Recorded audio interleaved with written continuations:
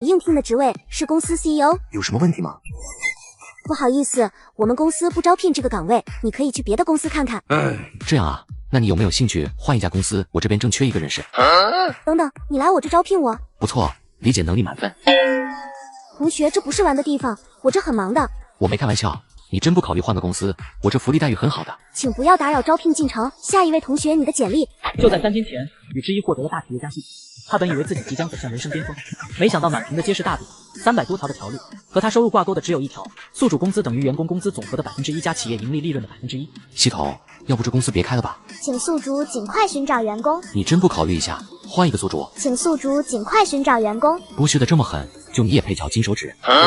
系统将提供企业运行资金，承担租金、员工费用、福利支出、建设成本、生产成本等等321项支出。企业资金只用于企业建设，不可私人拿去投资、盗用、洗钱等等87项支出。作为企业开创者，系统将为你免费提供辨别优秀人才的视野，其中按照能力分为1至5星，高薪人才将为您的企业添砖加瓦。请宿主尽快寻找第1名员工，正式起航。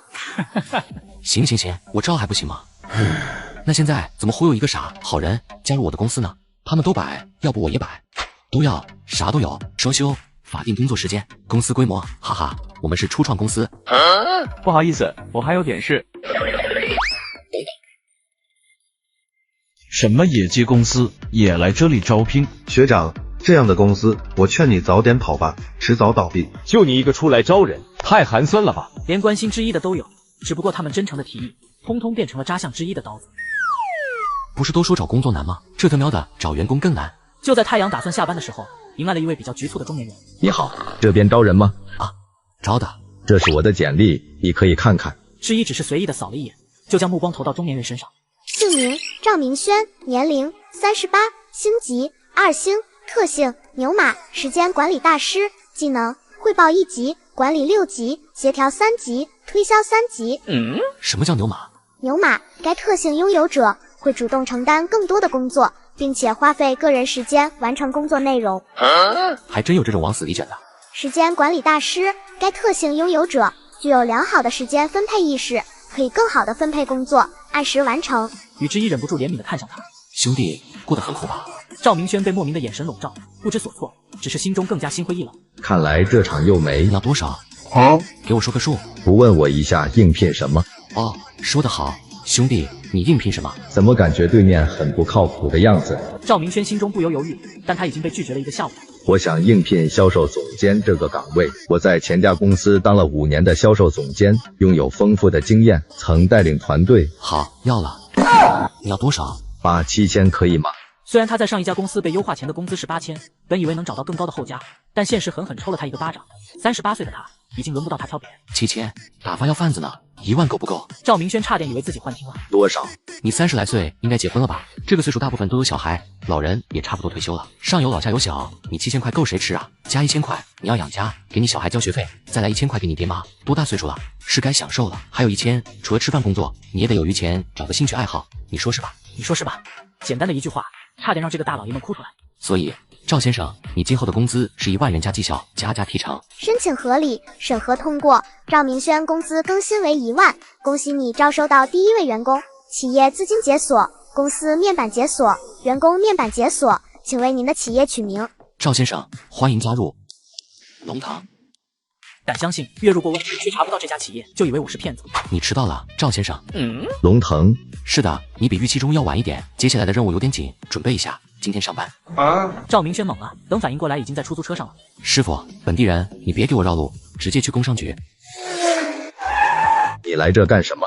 注册公司，然后再给你签入职合同。你不是骗子。我就说你早上怎么迟到了？放心，我骗谁都不会骗员工。你要注册的公司名字？龙腾。法人？吕之一。10分钟完成，这么快吗？因为我上头有人。龙腾企业，等级1，企业资金100万，员工数目1，开展业务5，请宿主尽快提高等级，扩大企业规模，招收更多的员工，开发生产线。再次坐上了一辆出租车。你叫什么？吕之一。那刚才注册的公司法人是？我。你是老板？我看着不像吗？就看着面前的中年人下意识摇头，又赶快点头。像。太像了。以后我可就靠你了，你可是我手下头号大将，以后的开国元勋。开国元勋4个大字直接把赵明轩砸懵了，肉眼可见的红从脖子上攀登上来，就差脑袋冒出白气。我没。你有那个实力，以后想不想升职，想不想加工资，想不想分配房子？一连串的话直接把赵明轩砸懵了，巨大的饼在车内展开。呵呵，哪家公司没画过饼啊？我辞职之前老板画的饼比这还厉害。我想，又一个被忽悠的。好，从今天起，你的岗位兼人力总监，工资上调5000，即日开始。赵明轩懵了，他不知道怎么轻描淡写的几句又多了份岗位，还涨了5000的工资。这后面演剧本呢，还涨5000，真以为涨薪加只是大白菜。系统发份电子合同。合同发送完毕。这个是电子合同。既然公司都成立了，之前说给你补合同，现在补。点开后就看到最醒目的总薪资15000元。没问题，签字吧，银行卡号别忘写了。好的。点击提交瞬间，系统审核秒过。与此同时，一笔转账精准的打入账号。您的账号已转入15000元整。赵明轩痴呆的看着手机弹跳出来的转账短信。这是什么？第一笔工资。他这么早发？龙腾的习惯，每个新员工入职会发放第1个月的工资，当然以后的工资也是在同一天准时发放。当然你们发工资的时候，我的工资也会发，只不过是你们的1%，压个腿的。系统你给我等着，早晚我薅到100万，这样15000招一个，再招65个员工，我也是月入过万的高收入人群。我们作为初创公司，你作为人力总监，压力恐怕比较大。待会招聘会，再招几个员工过来，越多越好。那什么，龙腾还招人吗？其实我车技了的，你们还缺司机吗？那自然是缺的。缺。那我工资能有6000，双休，大巴会开吗？老板多了，这些司机工作可清闲了，就上午干一会儿，下午干一会儿，给个4000就不错了。没事，不用给我省钱。6000是单指司机这个职位，当然，如果你还会别的话另说。这个另说是什么意思？我们公司采用叠加制度，既负责的工种越多，工资相应提升。比如这位开国元勋赵明轩，15000，他那1万是什么？销售总监。销售总监就他。什么就我？我不像吗？我在前公司可是一直兢兢业业，可是优秀员工。他这一副被人忽悠拐的模样能当销售？要是他能当，我都去当老板了。你觉得他不配位？废话，他这样能1万，你给我这1万，我保管做的比他好。那我就给你1万，给我证明你怎么配得上这1万。你没哄我吧？你报卡号，我给你转账。这是来真的呀，敢这么打钱，要不就是底子厚，要不就是傻愣，无论是前者后者自己加进去都不亏。行，75643，名字黄渤汉。老板，他要是拿钱不干怎么办？赵明轩旁边坐着干着急，他很想奉劝宇之一，万一拿了钱不干活怎么办？在急的快风中，黄渤汉就收到了短信。爽快，我也不跟你废话。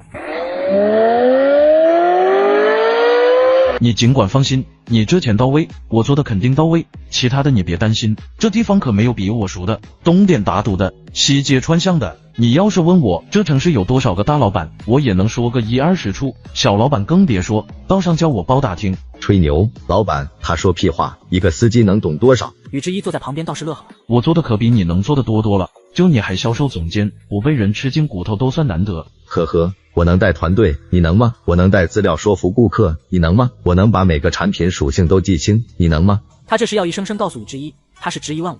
你说的这些东西，随便哪个普通人花点时间都能背好。你丫的，没事，1万的工资而已。如果人不行，只能说我看走眼了，这点钱我赔得起。自信的声音带着浓浓的底气，宇之一脸上有着极少数人存在的朝气蓬勃。两人不由得一愣，以前的自己似乎也如此意气风发，觉得万事不难，如今终究是被生活折磨得不像样。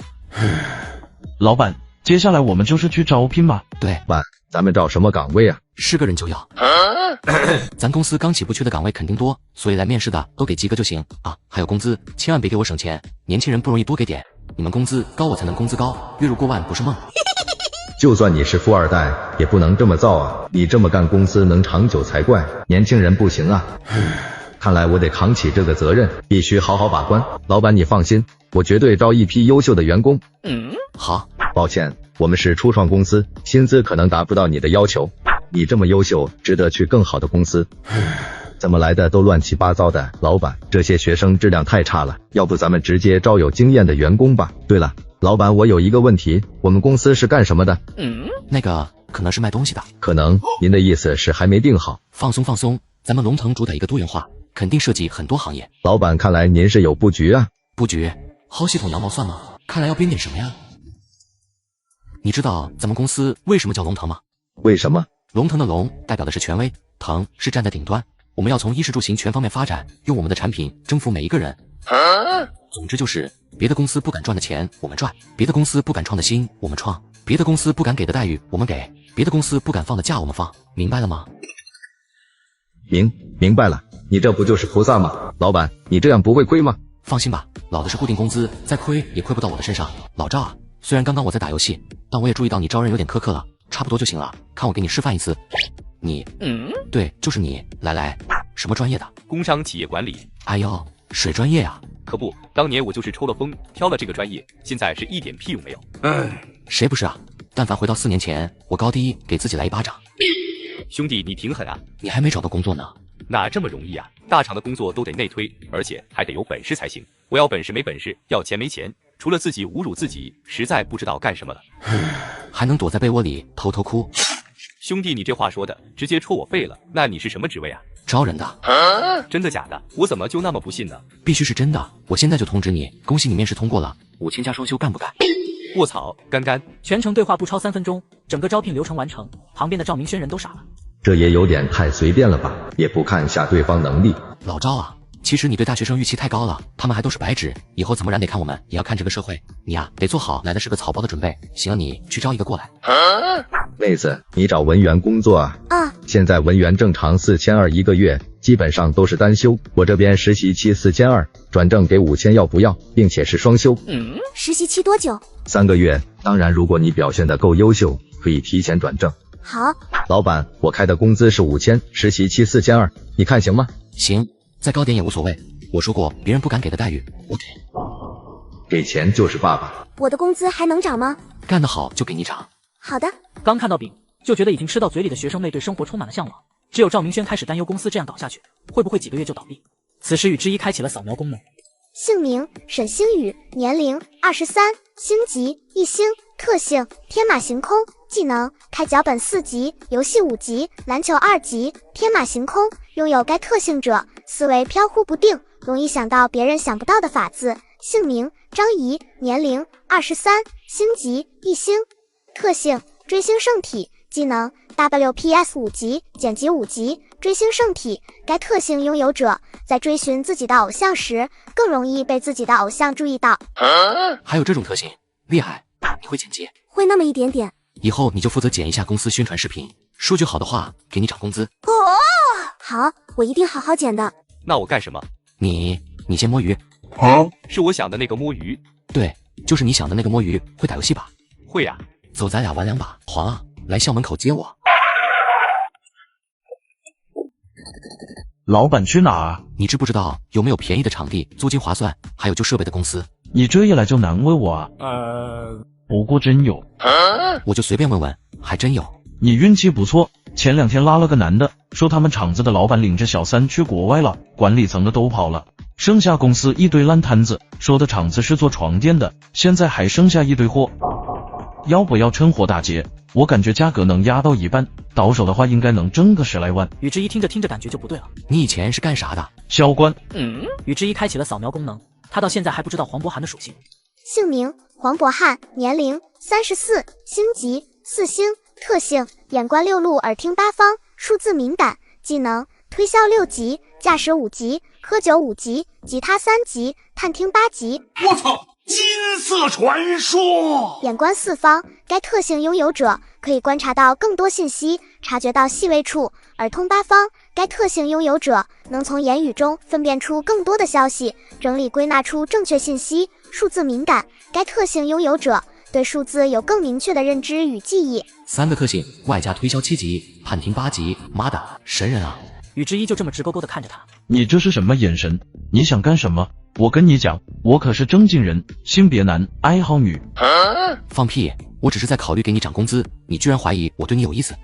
还好，不过老板你这饼画的有点糙啊。这次要是成了，我给你涨1000。1000，切，看不起谁呢？那批货你要真吃得下，也得要40-50万呢。我要的可不是货。不要货，那你要什么？难不成还要地皮啊？你们是谁干什么的？你辛苦了。哎，你谁呀？当来到厂房，正在探讨人生的工人们懵了。你们这场我接了，来个说话的人。就见一个人走了出来。小伙子，我们这厂子都倒闭了，你要是过来买床垫的话，我们便宜卖你。要是没别的事，你还是走吧。我不是来买床垫的，我是来买人的。你刚说啥？我刚才好像听错，说想买人。你们没有听错，我就是来买人的。买人？你没病吧？这可是违法的。这东西还能买吗？这找茬的吧？确切的说，我是来买员工的。你们在场有几个是熟练工，3年以上经验的？在场的人都默默看着，因为他们都是3年以上的老员工了，只不过有一个人例外。我是文员，文员也要。你们厂工资多少？4到6千，还真是便宜。真便宜！这句话说出，在场的人感觉脸火辣辣的，就跟被人抽了一巴掌似的。每个人工资上涨1000，这样的价格够买你们了吧？什么意思？意思就是你们这些人我看上了，跟着我干。现场一片安静，这故事的发展让人感觉不真实。片刻过后，你是让我们给你干活？对，干什么活？还是这块地，还是你们生产的东西，所有一切全部照旧。你这是想当我们的老板了？你等等，我们商量一下。他想招咱们要不要跟着他干？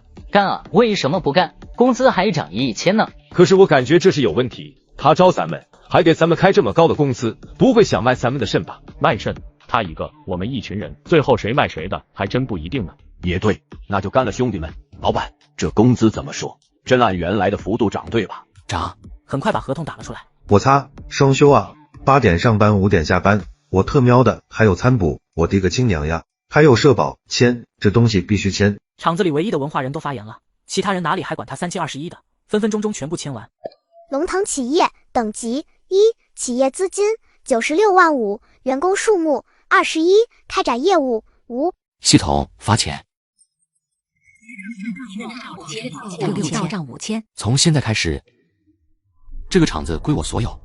老板，你这生意做的不行啊，你这砸出来的钱收不回来的。为什么要收回来？老板，您看一下，这是咱们厂子目前的状况，设备3套，账号的钱是被钱老板全都取走了。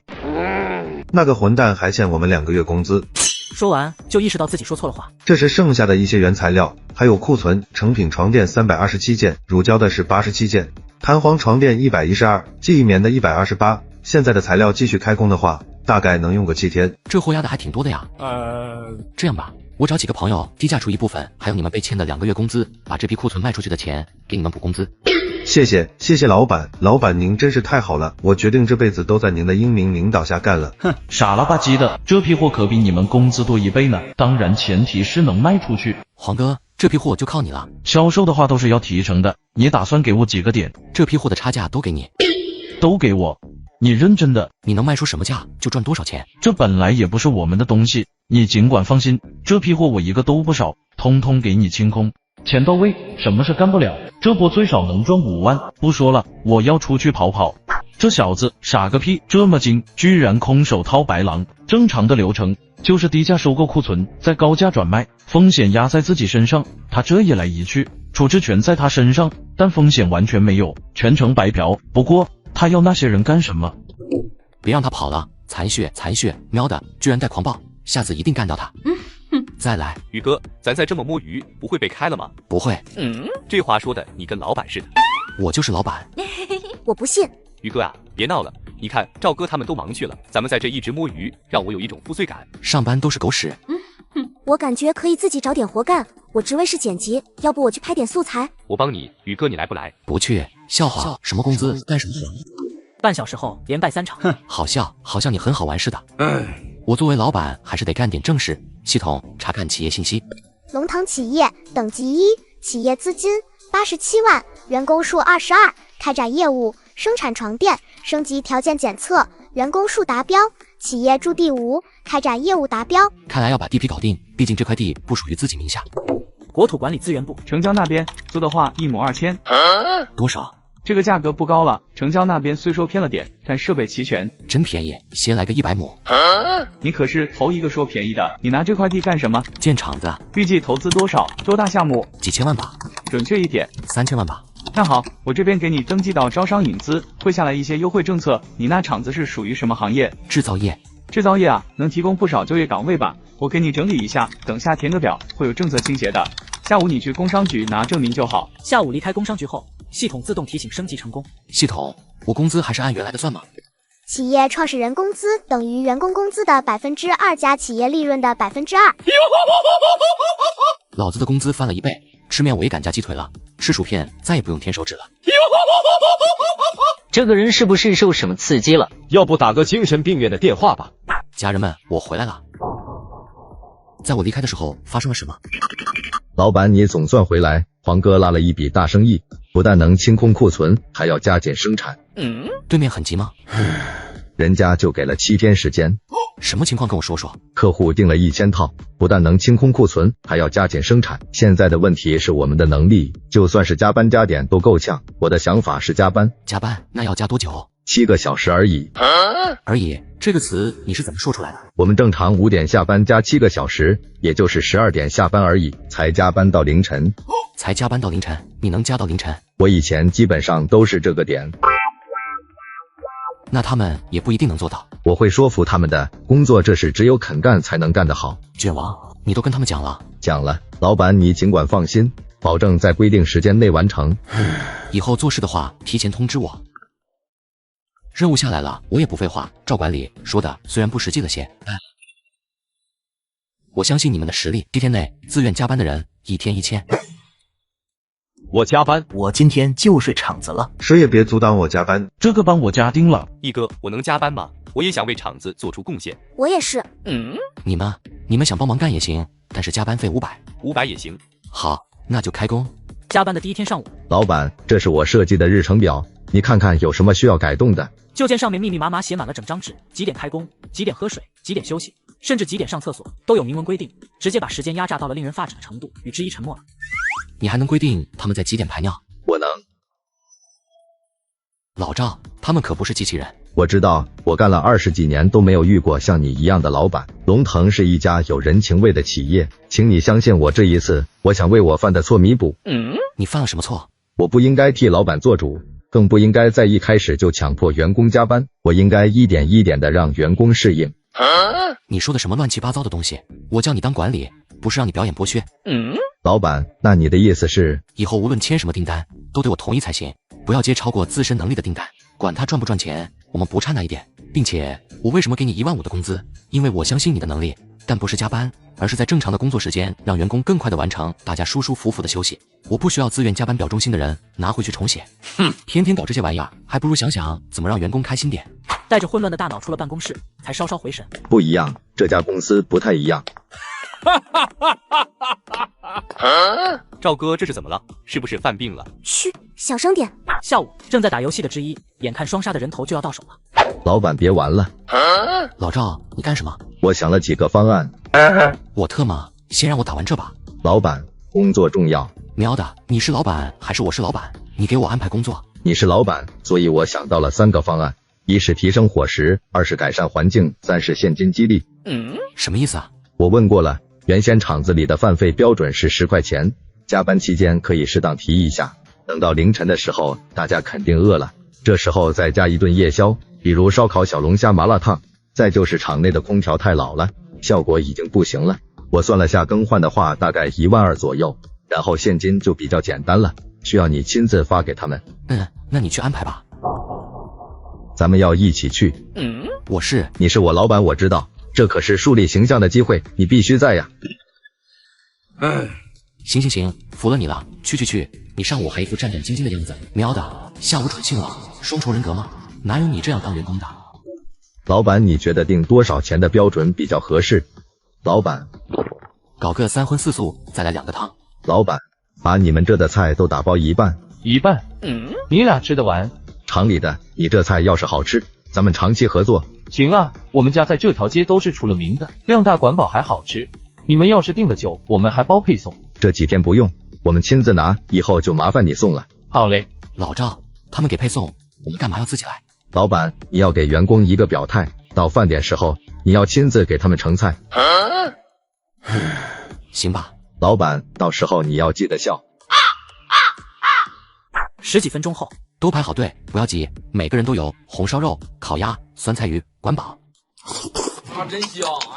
凌晨发钱了，都来这里领钱了，1、2、3，10给拿好。谢谢老板。第2天、第3天一直到第6天发完钱后。老板，咱们生产完了。啥？生产完了？对，700件都生产完了，我质检过了，达到了上交标准，我们可以提前交货了。6天时间，17个人生产了700件，生产队的驴都干不出来吧？还真让你们整出来了。那明天给他们放假。现在他们这股劲还在，不如把明天干完。行，你安排。那明天我还要带饭吗？要。老板，你要从始至终。当老板真特喵的累。第7天傍晚，今天我给大家讲一件事。现在咱们仓库里有1100件成品，你们谁能告诉我这是什么概念？我们干完了，对，我们干完了。7天时间，我们打了一场狠战，狠得比骡子还像骡子。我就问你们累不累？短暂的停顿，就听到2种声音：不累，累死了，不累。工厂的大会，大家都想配合领导，让领导舒舒服服的下台。你们不累吗？一天15个小时，马都能累吐血，你们这么能扛？刚才喊累的上来。老天保佑啊！老板，其实我也不累。就见之一拿出了一叠大红板，从中抽出一张给了他。我就喜欢说实话的，这钱给你的。谢谢老板，我就说于总跟别人不一样。我再问一遍，你们累不累？累，快累死了，太累了，腿都软了，太累了，累得上来零钱，咱们今天就不加班了。不加班了，这话一出，大家是又开心又忧愁。开心的是能早点休息了，忧愁的是少了1000的收入。但是等会客户会来，看看你们谁自告奋勇去搬货。至于我手里还有点现金，也不想拿回去了。太好了，太好了，总算赶上了。真没想到坐个出租车还能解决大事。你们老板在哪？在那边。看这岁数跟我家孩子差不多啊。你就是老板吗？真年轻，年少有为啊。你好，你是？我是来取货的，要不是遇到你们的产品总监，我还真不知道咋办好。产品总监？谁？我怎么不知道？听说你们厂还有6S 认证，还有什么国际专利啊？真不错啊。嘿嘿，是啊。之一昧着良心，还不失礼貌的回应着。我们厂子里都是用的先进设备，在保证产品质量的同时，还要保证生产效率。对，你们公司叫啥来着？龙腾。这名字不错，听着就大气。这批货我先拉走，货款明天就打给你，你尽管放心，不拖你。好。把甲方送走，刚说放松下来，赵明轩就走了过来。他不会又来给我布置任务吧？老赵，这段时间你也辛苦了，早点回去休息吧。你看看你眼中的红血丝，赶紧回去睡觉。这么多年被压榨，这是头一个关心自己身体的老板。不行，我绝不定怠慢，一定要为老板分忧。老板，这笔订单做完了，工厂估计要陷入停摆状态。如果不开发客源，接下来这段日子会很难过。还有就是厂子基本设施还有设备都需要购入新的，工作效率太低了。再就是负责拉客的销售员，只靠黄哥也不行，还得招几个。絮絮叨叨的声音就像紧箍咒一样。停！招人方面你看着办，其他的你做个方案给我吧，不用讲给我听了。我只想安安静静的做一条咸鱼老板啊。好。赵明轩答应的很干脆，转身就要走。对了，你跟他们说放假3天。好。你也是。好。踏踏实实睡了一个好觉，第2天醒来已经日上3竿了。咦，怎么这么安静啊？对，放假了。天天在厂子睡也不行，得赶紧找个房子才行。看着手机上自己月入2000的工资就犯了难，也不知道有没有便宜的房子。对了，系统，我能蹭公司的房吗？可以，宿主的职位为 CEO， 可享受本公司的各种待遇。好，花系统的钱住我的房。工厂是处在郊区，看着周边的环境，之一就开始规划起了未来。这边的话建个宿舍楼，这边搞个喷泉，这边搞个什么好呢？体育馆。对，老子的员工要文武双全。你可就了不得了，将来员工的幸福就靠你了，你就叫月老树了，龙腾牌姻缘树。听到笑声，就看到黄渤汉走过来，整规划的，还像模像样。尴尬的之一，强装镇定。我在研究工厂还差哪些？嘿，老板，问你个事。什么事？单子按多少点算提成？库存按之前和你说好的，差价都给你，剩下的给你算5个点。老板大气，给你个东西，不用谢，钱我不白赚。给完东西的黄渤汉潇洒离去，打开后才明白是一张家居品牌博览会的票。你们公司怎么回事？别的家具公司早就到了，东西都摆好了，就你们这家小企业来的最晚，还啥都不带。抱歉，你但凡提前告诉我这是展台的票，我也不至于空手过来。骂的就是你，黄渤汉。到家具博览会才知道自己这是展台的票。这就是你们公司的位置了，趁游客还没逛到这里，赶紧弄吧。好的，谢谢美女。看着这半个教室大小，一个人在风中凌乱。这要我怎么搞？如果现在打电话通知厂内的话，也不太实际。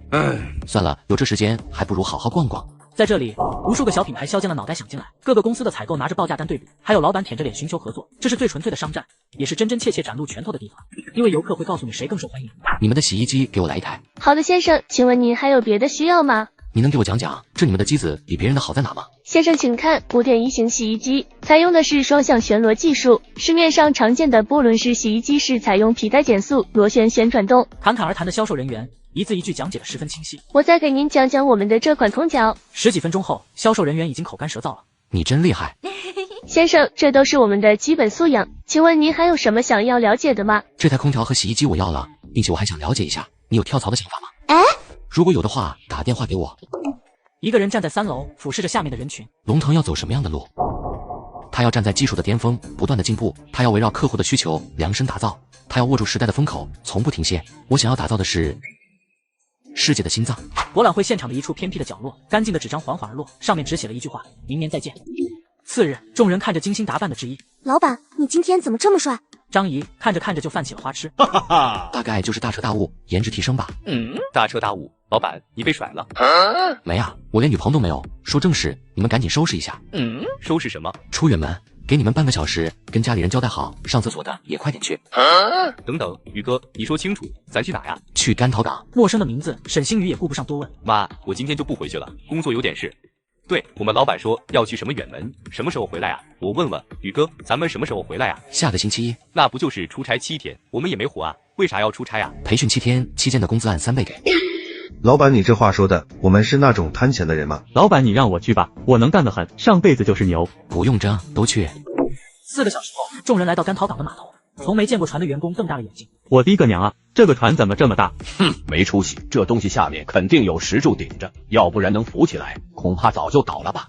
几人上了游船，一起聚在了总统套间中。这次我们要出国去订一些设备，像这些外国设备会玩的人肯定不多。这次我们全体出动，目的就是通通学会，一次能成，就绝对不能有第二次。老板，不是说国外的货都贵吗？我们买得起吗？我看新闻，他们设备几十万、几百万的。我也不会鸟语啊，到时候怎么学？这个你们不用担心，会鸟语的大有人在。你们只要看得懂说明就行。这次我们还有一个目的，参观一下他们的制造间。米国一个制造厂的大门前，保安警惕地看着面前的人。于总，你有预约吗？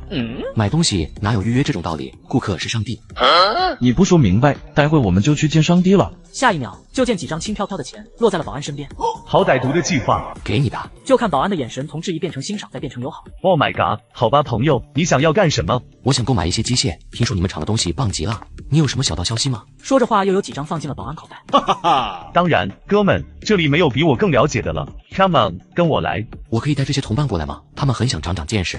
当然可以，来吧，兄弟们，这是我的地盘。保安为了对得起这几百米元，力求将一众人的情绪照顾得到位。你们如果买东西可要小心，胖子文迪可喜欢宰人了，这胖子还喜欢拿回扣。还有你们要小心后期服务，他们总喜欢赚你第2次、第3次钱。喵的，真想将这群资本家吊着绳勒死。兄弟细说。只见一张50米元拿出，收下后的保安语调都变得轻盈了许多。在购买设备后，你可千万要好好保养，要不然坏了，邦迪可没有售后服务，修一次得上千美元，你甚至还要承担路费。上千美元，这收费够狠啊！而就在这一路走一路了解，保安是半点不私藏，将邦迪露了个底朝天，甚至离开的时候依然称兄道弟。办公室内，文迪正在为这个季度销售下降而烦躁。该死，什么时候把那些人撸下来，让我坐上去？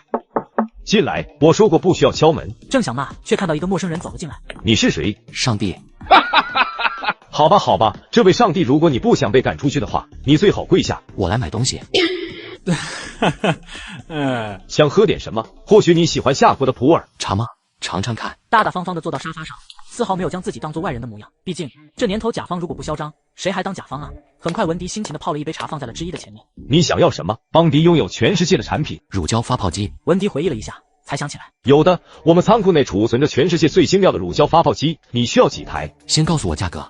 我们当然只出售最实惠的产品，一台只需要12万8米元。你简直不知道它有多划算。只需要轻轻一点，梦寐以求的乳胶成品就会出现，它的功效甚至能让你1天的时间生产100件。之一估算了一下这个效率，大概就是15个工人干1天活的效果，再就是12万8，折合下来就是92万左右，差不多就是15个工人1年的工资。我们夏国有个传统美德，叫做砍价，6万。哪有上来就去屠龙刀的？价是这么砍的吗？ No， 先生，价怎么能这么开？5万。不是，夏国人不是一向大方的，怎么今天这个这么抠啊？看之一还有往下压价的意图，文迪赶紧吼出自己的价格，最低8万。7万5。不，先生，你可能不了解我们的产品，我去给你拿我们数据。我又看不懂那些。你他喵的看不懂，你来买个锤子啊！作为采购员，我是老板。8万是我的底线，7万是我的底线。两人不断的你来我往，最终讨论了半小时。在这签字，这就是你对待上帝的态度吗？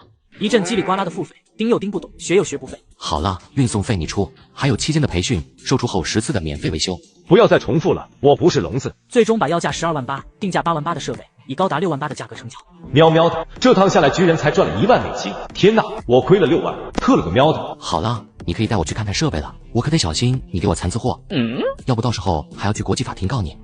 此时文迪的脸已经黑成炭了。我发誓，以后绝不接待外国客人。很快来到一个全自动化的仓库，在这里有移动的机械臂取货，还有圆盘负责运输，看的之一都愣神了。文迪看他这副没见识的模样，心情莫名愉悦了些。这是邦迪特有的物流体系，它保证了最大的安全，全信息化处理，以最低的成本运行。这套设备多少钱？上千万米刀，可不是穷鬼能考虑的。原来这样的仓库才上千万米元啊！当来到地方，才发现货架上摆放的都是一些零件。这边是你的货物，明天会有工程师组装好。既然如此，我要看组装过程。文迪自然明白他的意图。当然可以，你想看多久就看多久。你们这是？师傅你尽管组装，我们就看看，不妨碍你。被这么多人看着组装机器的工程师，后背冒着凉气，手心出着汗，紧张的零件都掉了好几次。大师你慢慢装，不急，装慢点也没关系。是啊，看大师热的，来喝水。工程师喝了一口水，对身边人的感官稍稍好了一些，一直组装到中午才完成。此时出去摸鱼的之夜，哎呦，完成了，不错不错，这流线，这尺寸有点小帅啊，师傅辛苦了吧？给你的。不用，这是我的分内工作，拿着吧。这是我单独发给你的奖金。我们华国有句老话叫做礼尚往来，我的员工都很喜欢你的态度。工程师本想拒绝，但是这钞票太烫，粘在手上下不来，只好收起来降温。接下来几天可能要麻烦您教一下他们怎么操作了。您放心，这是我的本职工作。7天后，学成回国的图主。你说这金丝猴造的东西还挺有意思的。有毛的意思，7、8种模式，听得我是头也大了，头发也少了。现在苦点，后面就轻松了，到时候按下按钮，床垫自己就蹦出来了。你说这东西这么省事，还需要咱们这些人吗？说到这，众人都沉默了。说这些晦气话干什么？现在这老板又不是以前那周扒皮，有点信心。气氛莫名的有些忧伤，毕竟现在机械化生产代替人工是大趋势。就在众人沉默中，之一端着3文鱼走了过来。来，大家尝尝，新片出来的，正新鲜呢。抬头才看到大家凝重的表情。怎么了？这是？众人一阵沉默，没人敢回话，最终还是看向了赵明轩，走过来才低声说道：他们担心会被机器取代。被机器取代？早说你们担心这个呀，我还以为什么大事，给拿着。你们猜猜我为什么让你们培训？是不是我闲得没事干了？我告诉你们，这是为了让你们提升价值。普通工人和操作员的价值是截然不同的，我不想让员工一直局限在可替代的层次。周围一阵沉默。龙腾是一家崭新的企业，它有许多空闲的位置等人来做，更有很多条晋升的路线等着人去走。我不知道你们过去有没有考虑过晋升这个问题，但我只是想说的是，只要你肯学，你的工资就能涨，你的待遇就能提高。周边的年轻人对于鸡汤的免疫力还是很弱的，但是一些上了年纪的人对于学习就有点费劲，但是这并不妨碍直接谈钱。在我这5000的工资是下限，你们想涨薪，那就使劲学。这样的下限，如果随便让一个老板听到，估计都会破口大骂，因为对于他们来说5000已经是上限了，毕竟这是在打破行情。于哥，不于总，我想弱弱的问下，我有上升的途径吗？要怎么样才能涨工资？你和张毅最近不是在搞公司的宣传号吗？要是粉丝能1万，你们2个都涨1000。张毅都没想到幸福来得这么突然，这就把自己给捎带了。老板您放心，我会努力做好的。以他目前的工资加上1000就是6000，相信这样的工资已经打败了90%的大学生。至于你们，回去后把这些设备搞明白。老赵，你到时候出点题，分3个难度，考过1级的给6000，2级的给7000，3级的给8000。听到这，员工们是大气都不敢喘，因为在这之前，他们每个月4000的工资还要拼命工作，而现在7000、8000的工资对他们来说就是天文数字。其实更多的时候是看不到希望，或者看到大饼的希望却迟迟无法得到，让人慢慢的麻木。像这种直接兑现的事情，已经让他们打了鸡血一样。看你们这样子，估计是没人陪我打游戏了。早知道的话，回去再告诉你们。回去后的半个月，每天都能听到机器的调试音和工人的探讨，直到这天刚要坐下来打游戏，却被来人打扰。老板，样品研究好了，你要去看看吗？走，去看看。样品是从软到硬，一共8种型号，但最特别的还是在试到最后一个的时候。我去，这什么玩意儿？只见这个床垫上面密密麻麻的都是小点。宋哥，你躺上去试试。要不你上去试试？嘿嘿，我试过了。宋哥，上去试试你就知道它的好处了。这东西真能躺？刚躺上30秒就听见了鼾声。我就说嘛，这穴位设点根本没问题。昨天除了老陈失眠严重，花的时间久了点，正常人都能睡着。老刘你还有什么不服？主要这东西太难做，每个人体型不同，这点位肯定也不同。那就多做几个。做个屁！这种因人而异的东西，你要搞多少模板？那就多做几个模板。压舱怎么办？老刘啊，我就想不明白了，你怎么老是往坏处想啊？两人说着说着就吵了起来。这时之一也醒了过来。我怎么睡着了？你们这是怎么了？老板，你评评理，这床垫不是好东西吗？现在中医这么流行，来个穴位床垫不好吗？老板，你别听他瞎扯，谁买这玩意呀？老板，你说吧，这东西产不产？你们先告诉我，这东西是谁想的？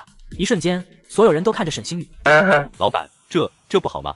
好得很，既然想法这么好，那你回去写一份策划给我，让我看看你的目标客户是什么。策划怎么写？回到办公室后，赵明轩就走了进来。老板，我想出差一段时间。你要出差了？我整理了一下之前留存的资料，还有一些老客户的电话，很多都断了联系，还有的则是有了新的供货商。这样下去，我们厂子很快会跟之前一样。这次我要出去拉订单。你一个人够吗？他们不合适。厂子里无论是沈星宇还是张怡，或者是其他员工，他们都没有人在酒桌上泡过一轮，根本不知道社交的一些潜规则。之一也沉默了。我和你一起去，毕竟这些都要懂的，不如早点懂，你也不用担心我拖你后腿。这次我当你小弟。当我小弟？开玩笑呢，老板你说笑了。你怎么能当我小弟？你敢说我也不敢信啊。别废话，什么时候走？你要真去，那我就提前说好了。说到这先鞠了一个躬，我就不得不得罪了。下一秒转身离去，再回来手里已经拿了厚厚的资料。老板，麻烦你把这些看完，里面还有一个笔记本，都是我记录的比较重要的数据，要背下来。这么多的吗？您可以不去。我背，不就是资料吗？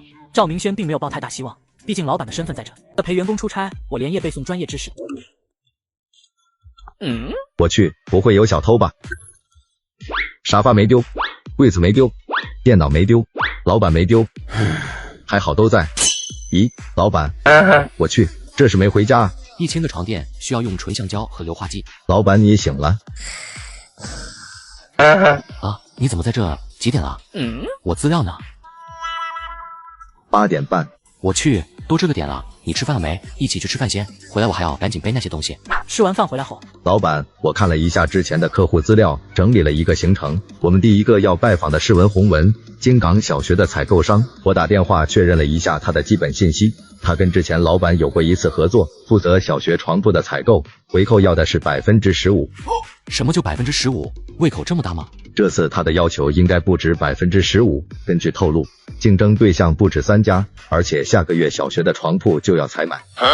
就这回扣还不止3家，他们还赚什么钱？赚肯定是赚，不过是赚了多少的区别。不过像这种单，回款周期久，还得先压货压钱。另一个叫马柔，他是前厂主合作比较密切的经销商，负责出口国外。不过好像是去年9月份，他突然跟前厂主断了合作，更换了供应商。有原因吗？不清楚详情，不过对于这种客户，我们还是有必要挽回一下。至于别的客户，暂时还没有安排行程，并且我已经订了下午的机票。这么早啊？时间不等人，商场不是回合制的，所以永远不能期待对方会等咱们。那我们现在出发，剩下的资料我路上再看。给老黄打个电话，让他把我们送到机场。很快两人乘坐出租车，再转坐飞机。当到达目的地已经是几个小时之后了。哎呦，文哥，我这次可是专程跑来，就是想请你吃顿饭。哎，有什么客气的，咱们也许久没有见了。啥？你在文豪酒店？这不是赶巧了？你怎么知道我要在这请你？哦，有人组局啊？那可说好了，文哥你得等我啊。之一在旁边分析着两人的对话，双方的反应速度都很快。赵明轩明明不在场，却一口咬定自己订的文豪酒店，给自己留下一个插入的机会。而对方既然有人组局，还敢答应一起，也就是说，这不是朋友同事之间的聚餐，而是利益往来。对方给他的条件很明显，他不满足，甚至需要另一方插入，抬高身价。来到酒店，正巧赶上服务员要上菜。我是里面的朋友，这个菜我端过去就行。进去就看到两男一女同时看向之一。咦，怎么是个年轻人？切，就这么个毛头小子，还想抢走我的活？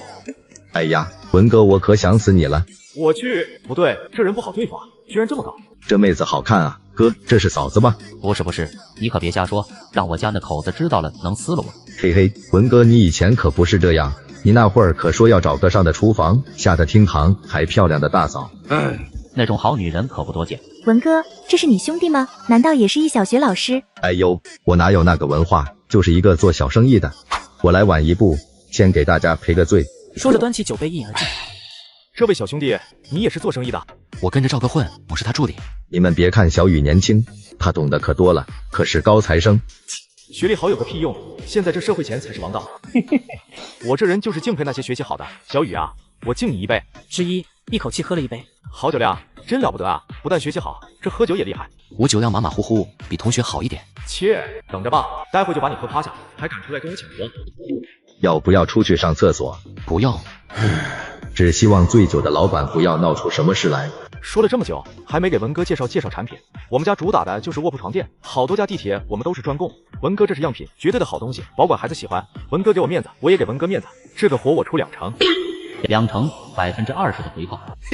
这东西不错，你们厂子一套货多少钱呀？375。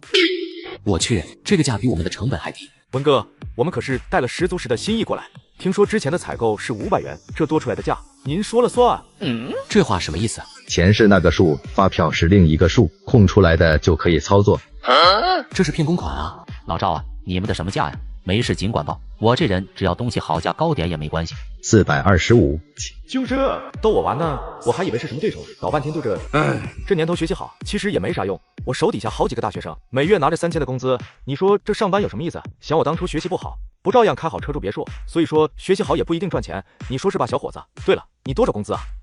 那你有没有想过这是你的问题？怎么，你赚不到钱还赖我了？真是穷鬼！是个人都知道多少的工资干多少的活。你觉得他们只值3000，那么他们带给你的也就3000的价值，并且他们值不值钱不是你来说的。会用的老板是个人就值钱，学历还可以提升，思想就很难上升了。当老板当成你这样，生意也就到头了。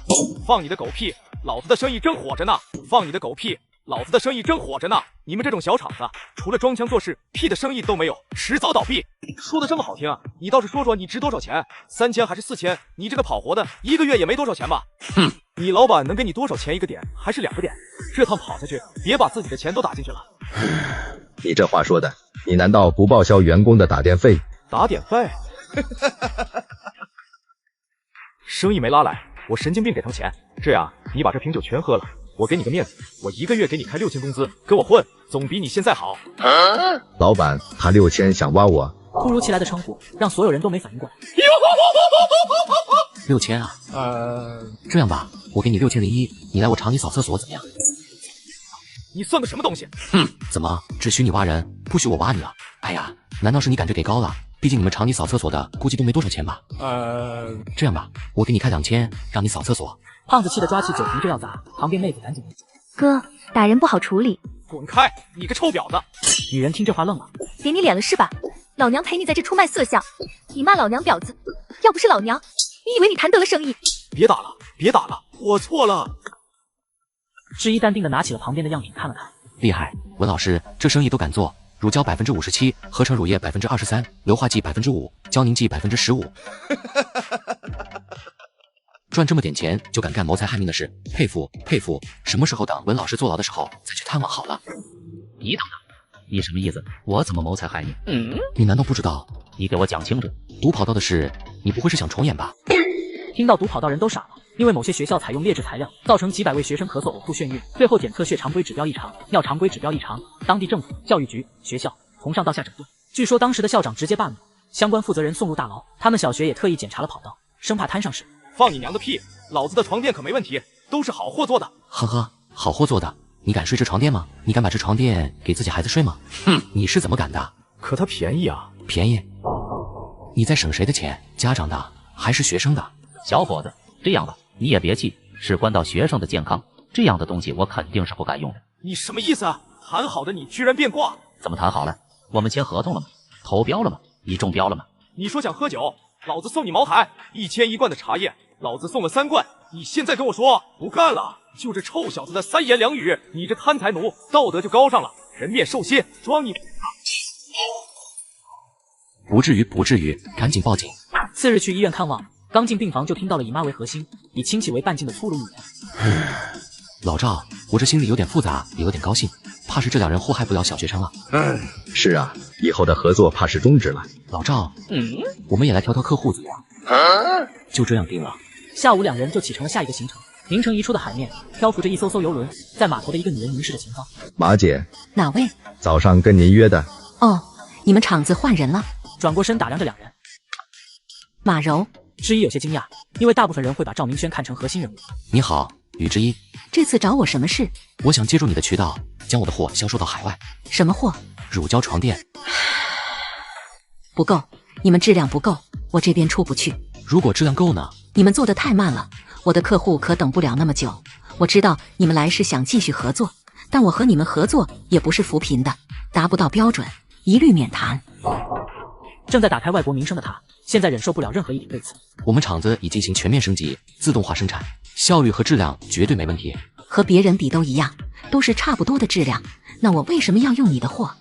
是啊，为什么？同样的品质下，为什么会选择一个曾经被淘汰的厂商？又有什么理由加入进去？因为良心，我不能保证比对方的出厂价低，我只能保证所有的货用的都是最好的原料，提供的是最好的售后。如果你不信，可以尽管试一试。怎么试？明天我叫人送100套床垫过来，这些东西你尽管拿去卖，卖得出去算我的，卖不出去算送你的。如果这东西一个都卖不了，那么我也没脸和你合作。好，我喜欢和有魄力的人合作。明天你们这批货真能送上来，就和这批船一块去欧洲。明天他会待在你的船上。好，那待会一起吃顿饭。包厢内，对面看着喝了一杯就开始泛红的脸。你这酒量不行啊，不会是3杯倒吧？要不来比一比？我可不想欺负小孩子。这样吧，我们玩个小游戏，一人1杯酒，每喝1杯我就算你100个床垫。好啊，如果我把你喝趴下了呢？你真能做到，我多给你个掌位。一言既出，驷马难追。我从不骗小孩。1杯，马柔面不改色，之一面色薄红。2杯，马柔眉眼舒展，之一红上加红。3杯、4杯、5杯，你还喝得下？别硬撑。我醉了。真的。真能喝呀！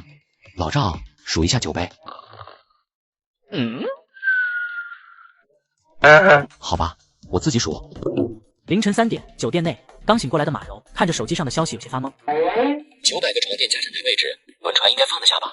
唉，搞半天被你给耍了。放得下，下次再比。随时欢迎。另一边，希望来得及。已抵达湘江，剩余500公里，预计5小时23分。电脑前的赵明轩看着实时地图，快点，再快点！网吧的一处沙发上，你已经赊了半个月了，张哥、张爷，我也知道你是老客户，咱们多少年的邻居了。这样吧，我知道一个活，你去干几天，把工资拿了，钱还我。这网吧该睡就睡，该吃就吃，我不管你。我才不听的，上回介绍的活1天就120，为了1天就拿这点钱。不是大哥，你还想拿多少？你是打零工啊，有活就不错了。这次活比上次钱多，160，你干不干？不干，没200别找我。我的亲大爷，你这样。300，我雇你1天。干啥活？违法的那种不干啊？不违法，搬点东西。你认不认识跟你差不多的？我出一样的钱。明天不对，今天8点去码头帮我搬货。你要几个搬货的？16个。可以，你电话给我，明天早上把钱准备好。上午7点40，一车车货物全部，就连装卸的人都有一群。你还挺有本事，一晚上叫来这么多干活的，可以啊。这可不是我的本事，老赵安排的，他的心思比我细多了。要不你们跟我干的了？此时马柔已经有了惜才的心。不行，我可是要自己当老板。我跟着老板混。唉，可惜了。检查一下货物路线，海员到位，1小时后开始起航。看来要抓紧时间了。打完招呼，马柔就匆匆去了船舱。你觉得货能卖出去吗？一定能卖出去，因为良心。那就期待吧。完事后赶紧回去睡觉，我人都快昏过去了。3天后，回到厂子的两人，爽。喵的，还是在自己的地盘舒服。跑业务太他喵的辛苦了。到时候买1送100，到底送他1个床垫。喵的，还是在自己的地盘舒服。跑业务太他喵的辛苦了。老板，快，神小子，快出来！很快一群人围了上来。原来我这么受欢迎的吗？不行，有点紧张，淡定。宇哥，仅这个称呼就让之一紧张起来了。什么情况？怎么了？就是有个事，我要跟你说下。你说。可能吧，过几天有个网红要过来。什么情况？宇哥，其实这也是个好事，我推销出了1张床垫。你先闭嘴，来个嘴麻利的说下怎么回事。沈小子66万卖出了一张床垫。多少？66万。你跟我去办公室说清楚。说了20分钟才知道怎么回事。你是说你拍的视频挂了一个链接，结果真的有人拍下了，而且对面是粉丝130万的大网红，还要来咱们这做现场直播？对，对你喵啊！我们厂子什么样的逼格能卖66万的床垫？要不这销冠你来当吧？这也不是不行。他喵的，你给我闭嘴！要不退款吧？对面已经向粉丝官宣了100多万的赞，视频可是爆了。所以你认为对方肯定会来？老板，要不你还是看看对面发的视频吧。打开视频就听见。血汗工厂天价床垫，到底是谁在买？原来是我这个倒霉蛋。就在昨天，本想为家人们排雷，但想起最近腰酸背疼，失眠越来越严重，就想换个床垫。你们猜怎么着？还真让我找到了好东西，66万啊！家人们，我已经拍下付款，7天后给大家现场直播，这天价床垫到底值不值？血汗工厂，这怎么就成血汗工厂了？嘿嘿，老板，我这不是为了流量吗？就把你拍成了各种压榨公司的资本家。不要在意这些细节。你看这视频点赞，现在又涨了。我他喵的！算了，毕竟也是自己让他搞的。可这66万的床垫处理不好，在全国都得丢脸。宇哥，你也别生气，大不了到时候补救一下，我都已经想好了。咱们到时候买1送1排，到时候送他100个床垫，这价格不就够了？你这是想让他 cos 豌豆公主睡在100个床垫上吗？这是个好主意。他下个视频可以出一个睡在100个床垫上的感受。行，这个话题可以。趁现在有灵感，宇哥我先去忙了。看来以后招人的时候还是得看着点，省得把什么奇怪的生物都招进来了。还是想想怎么解决这个大网红。4个小时后，算了，集思广益，看看他们有没有好的想法。66万的天价床垫，大家都知道了吧？你们有没有什么想法，让这个床垫符合这个价值？作为一辈子能攒66万就谢天谢地的人，他们不能理解一个床垫为什么能值66万。毕竟大部分穷人想象不到，富人为追求一个精神财富或者说充足的物欲，肯花大价钱购买。老板，我有个想法，如果本身价值不够，我们为什么不为这个东西附加价值？一语惊醒梦中人，所谓免费的才是最贵的。这点可以，要不然我们到时候就服务他一个人。我妈做菜好吃，让她炒几个菜，搞个满汉全席，往床垫上喷点香水。我们开车去接送他。思路打开，一个个的想法全都冒了出来。按你们说的，咱们今天就开始演习。另一座城市，家人们不要急，3天后天价床垫工厂，咱们不见不散。大家记得蹲直播间哦。3天后，家人们大家好啊！我现在已经到了这座城市，那个卖家还怪好的，说我到了有专车接送，管理给大家上个福袋。拨66万买的床垫，去工厂取货。上车啊！上车！你是干嘛的？接你的啊！接我？用出租车接送我？你他喵的这样接送，还不如不接送呢。怎么看不起开出租的？司机眼神危险，本就有些狰狞的面容更加可怕。钱哥怂了，只能乖乖上车。其实出租车也挺好的。听这话，司机倒是开心了不少。不错不错，你是有品位的。我以前有个老同学买的新车，开3天就坏了，拿去修好了又坏了。你说这不是造孽吗？小伙子呀，你是哪里人啊？这司机这么热情的吗？我是深圳的。哎呦，那可是个好地方啊，老发达了。车开进一条小路，就停在了一个人旁边。到你了。2个司机擦肩而过，各自心领神会，只剩下钱哥惊心胆颤，咽着口水。不会碰到绑架吧？上车。钱哥乖乖的上车，绷直的身体求救的看着粉丝，怎么还换车了？对，快帮我报警！这是剧本吧？剧你喵的本！本来是我送你的，刚才有点事。没事。难不成这才是真正的接送？不过为毛还是出租车呀？我这边负责接送，也没别的才艺表演给你看，要不就让你体验一下速度和激情吧。速度和激情？别了吧！然后司机一脚油门踩下，就嗖的一声飞了出去。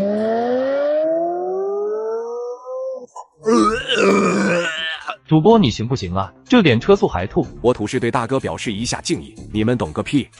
好，我不懂，取关了。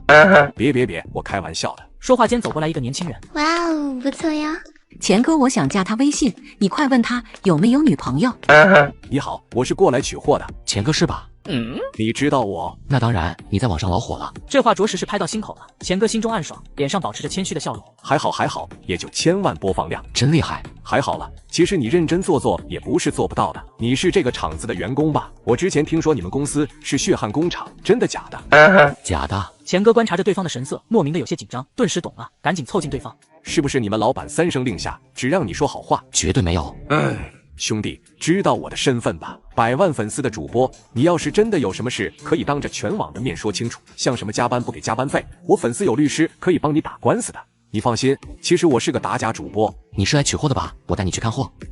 这小兄弟不够勇啊！要是我，早就连人带骂把老板辞了。钱哥，我看好你，整顿职场从你开始。对，给这个老板看看颜色。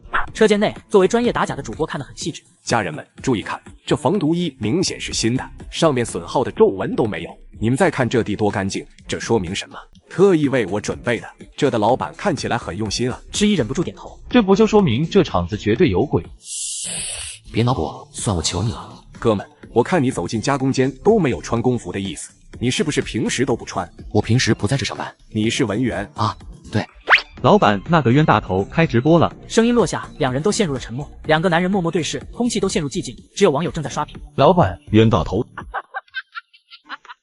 笑死我了啊！对，我是文员。年轻人，我不装了，没错，我就是老板。钱哥喜提冤大头。那些年互演的日子，而在场的两个人毫不知情，甚至都有些尴尬。钱哥的注意力很快被这个称呼吸引。冤大头，我吗？不是。之一赶紧打眼色让员工走开，哪知道对面若有所思。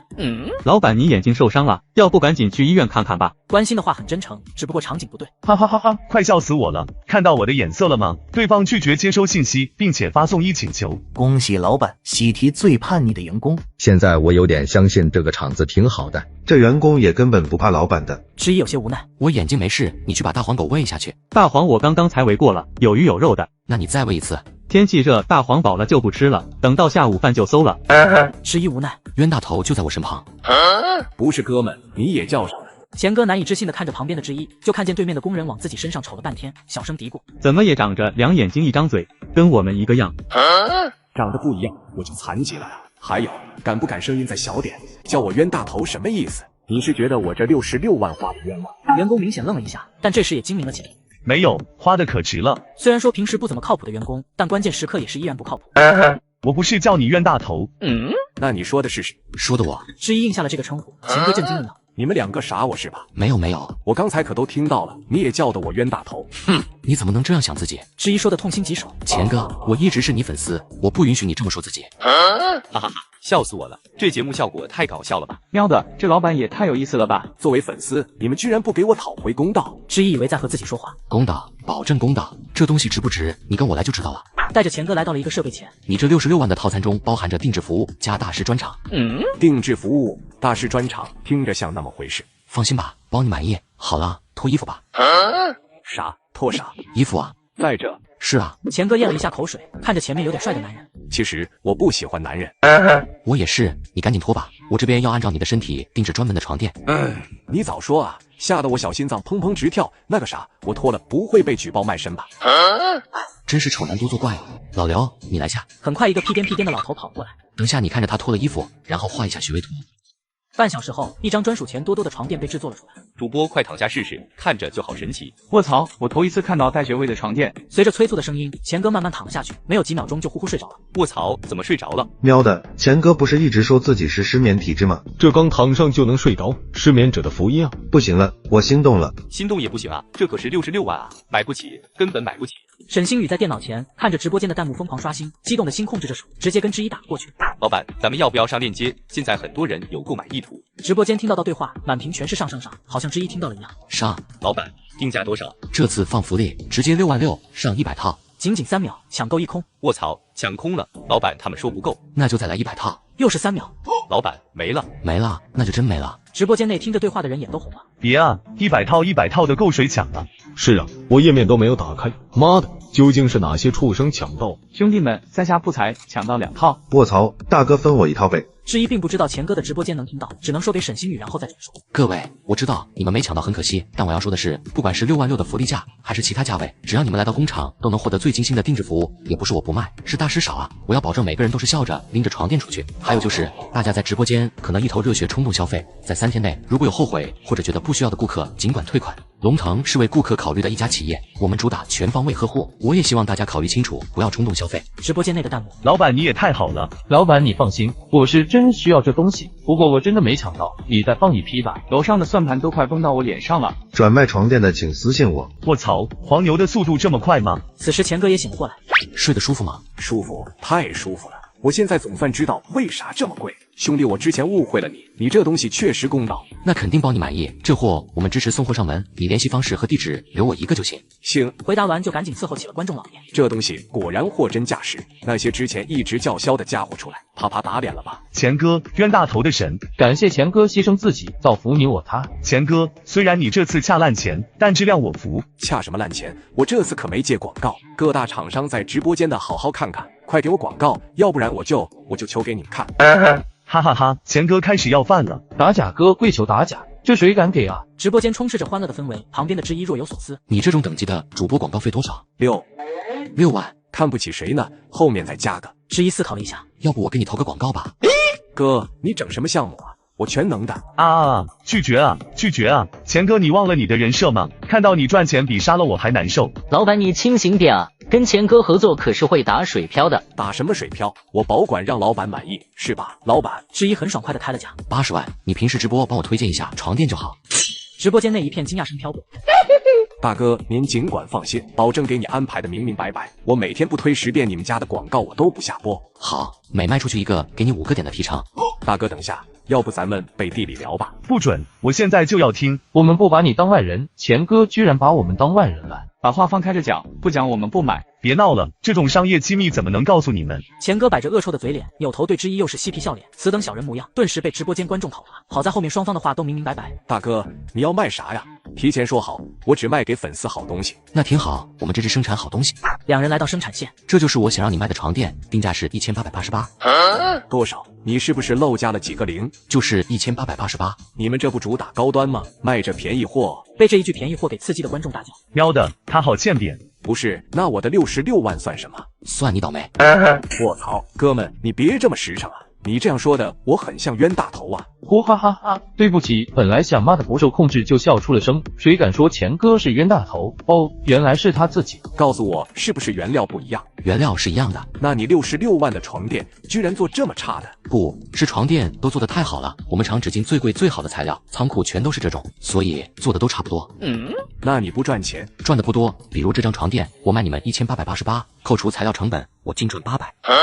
哥们，你别啥都往外说啊，这么多人看着。老板太实诚了，搞得我有点想买了。这个有6种软度，可以根据每个人的喜好购买。一眨眼功夫，从直播间出去关注龙腾官网的观众越来越多，在突破1万粉丝后还在往上冲。另一侧的在电脑前的沈星宇火了，龙腾火了。与此同时，从现在开始，从钱哥直播间下单购买的可以享9折。卧槽，上链接！奶奶的，刚才的66万付不起，现在的1888我可有的是。原先付款66万的观众忍不住，你这么搞，我岂不是成了冤大头？没想到吧，你们的东西跟我们一个档次。随着这句话的飘出，钱哥都紧绷着身体，一个处理不好，可能满盘皆输。这就是价格悬殊过大的后果。想着之一不知道弹幕的情况，钱哥直接提醒：哥们，你们厂既走低端又走高端，这可不好融洽。之一只是略微思考。我们厂不出低端或者高端，只出品是否有用。1888的价位可以让大部分人用得上、用得起。而学位床垫是针对特殊情况专门定制。说句不好听的话，我现在还有点担心那200套怎么消化。我看你这床垫应该生产的挺快的吧？不一样的，普通床垫一天能生产100张，而学位床垫一天可能只能生产3张。为什么差这么多？每个学位床垫都是有专门的人根据身体和穴位情况分析出最适合的造型，而我们厂子就以为大师能做到，也就是刚刚服务你的那位。那别的厂子有人能做到吗？不知道，因为在我们之前没有人做过这种床垫，我们是首位。卧槽，你早说呀，这6万6也太值了。那岂不是只有这个厂有这种床垫，一天只能生产3张？我的妈，什么时候能排到我？上面那位大哥是抢到了吗？你要是等不起，把单转给我。我恨我刚才怎么就手贱退掉了？老板，求求你让我再抢一次。由于难度比较高，还有生产有限，6万6确实是福利价，以后学位床垫定价66万，不会再变动。妈呀，头一次买东西，感觉自己赚了。而钱哥的助理在直播间刚刚上的链接数字就开始飙升，3000，真的假的？什么5000了？这也太夸张了吧？怎么了？我助理说卖了7000多套了。多少？8100、8200、8500。哥们，你要发财了。我也要发了。等等，你先下链接。为什么？我们厂生产不出来啊，1800的也就算了，大几千，你让我怎么准时发货？这话一出，买的人手速更快了。助理，快下链接，多少？我去，那个大哥，你抓紧生产，我先走一步了。感觉抢货的钱工快步离开。3000多万的订单，我顶不住了。老板，66万的11件，6万6的140件，1888的1万件，共计3600万。之一瞳孔微缩，如果这个数字放在以前，他会不屑一顾，但是真正挪到现实，他才感觉手心发麻的厉害。1天的时间3600万，这就是信息化时代。想要赚钱，必须得出现在公众的眼前。亢奋之余，他清楚，想要消化掉这3000多万，需要的可不止1天时间。喵的，沈星宇太牛了，涨2000工资，奖金5万。牛逼的是你啊，宇哥。做点什么好呢？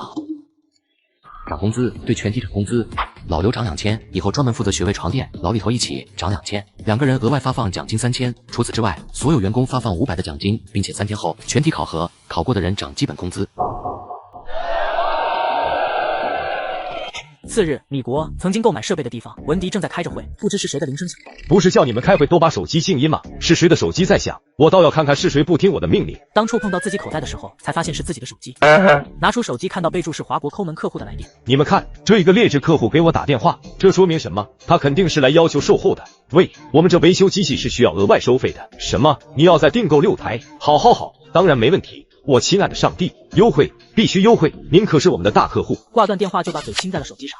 你们瞧瞧，这才是优质的客户，这才是我们服务的对象，这才是我们所忠诚的上帝。你们要记住，对待上帝的唯一准则就是亲切热情。好了，我要去跟我的上帝叙秀，你们滚吧。此刻的之一并不知道，现在的他已经成为了别人口中的上帝。3天后，新设备送达。老板，17个人中9个过了，3个超时，5个安装好不能正常启动。记录下来，没考过的鼓励一下。下次考核时间3个月后，考核内容还是设备的拆装和启动。当红彤彤的纸张被贴在墙上，预示着第一次考核的结果。哦耶，我考过了，兄弟们，我要买个猪头肉庆祝庆祝。别人都能过，我咋没过呢？回头再好好琢磨琢磨视频，下次必须过。你买猪头肉庆祝，我到时候买头猪庆祝。此时之一的面前弹出了系统，检测到宿主触发新技能，机械组装，现等级1级。不错，能升级的员工才是好员工。由于发货问题，沈星宇暂时下了官网的购物链接。你们还是不是工厂了？不卖货叫什么工厂？链接呢？我那么大的购物链接呢？求求你快把我的钱拿走吧！在催促声中，龙腾官网无奈发了一个公告：龙腾目前正在抓紧生产，请各位客户稍等一段时间。如果需求旺盛的客户，可以优先购买别家。我的天，他还把我往别人家赶！别家的货有你们家好吗？别家的货有问题怎么办？别家的便宜吗？你怎么这么没责任心？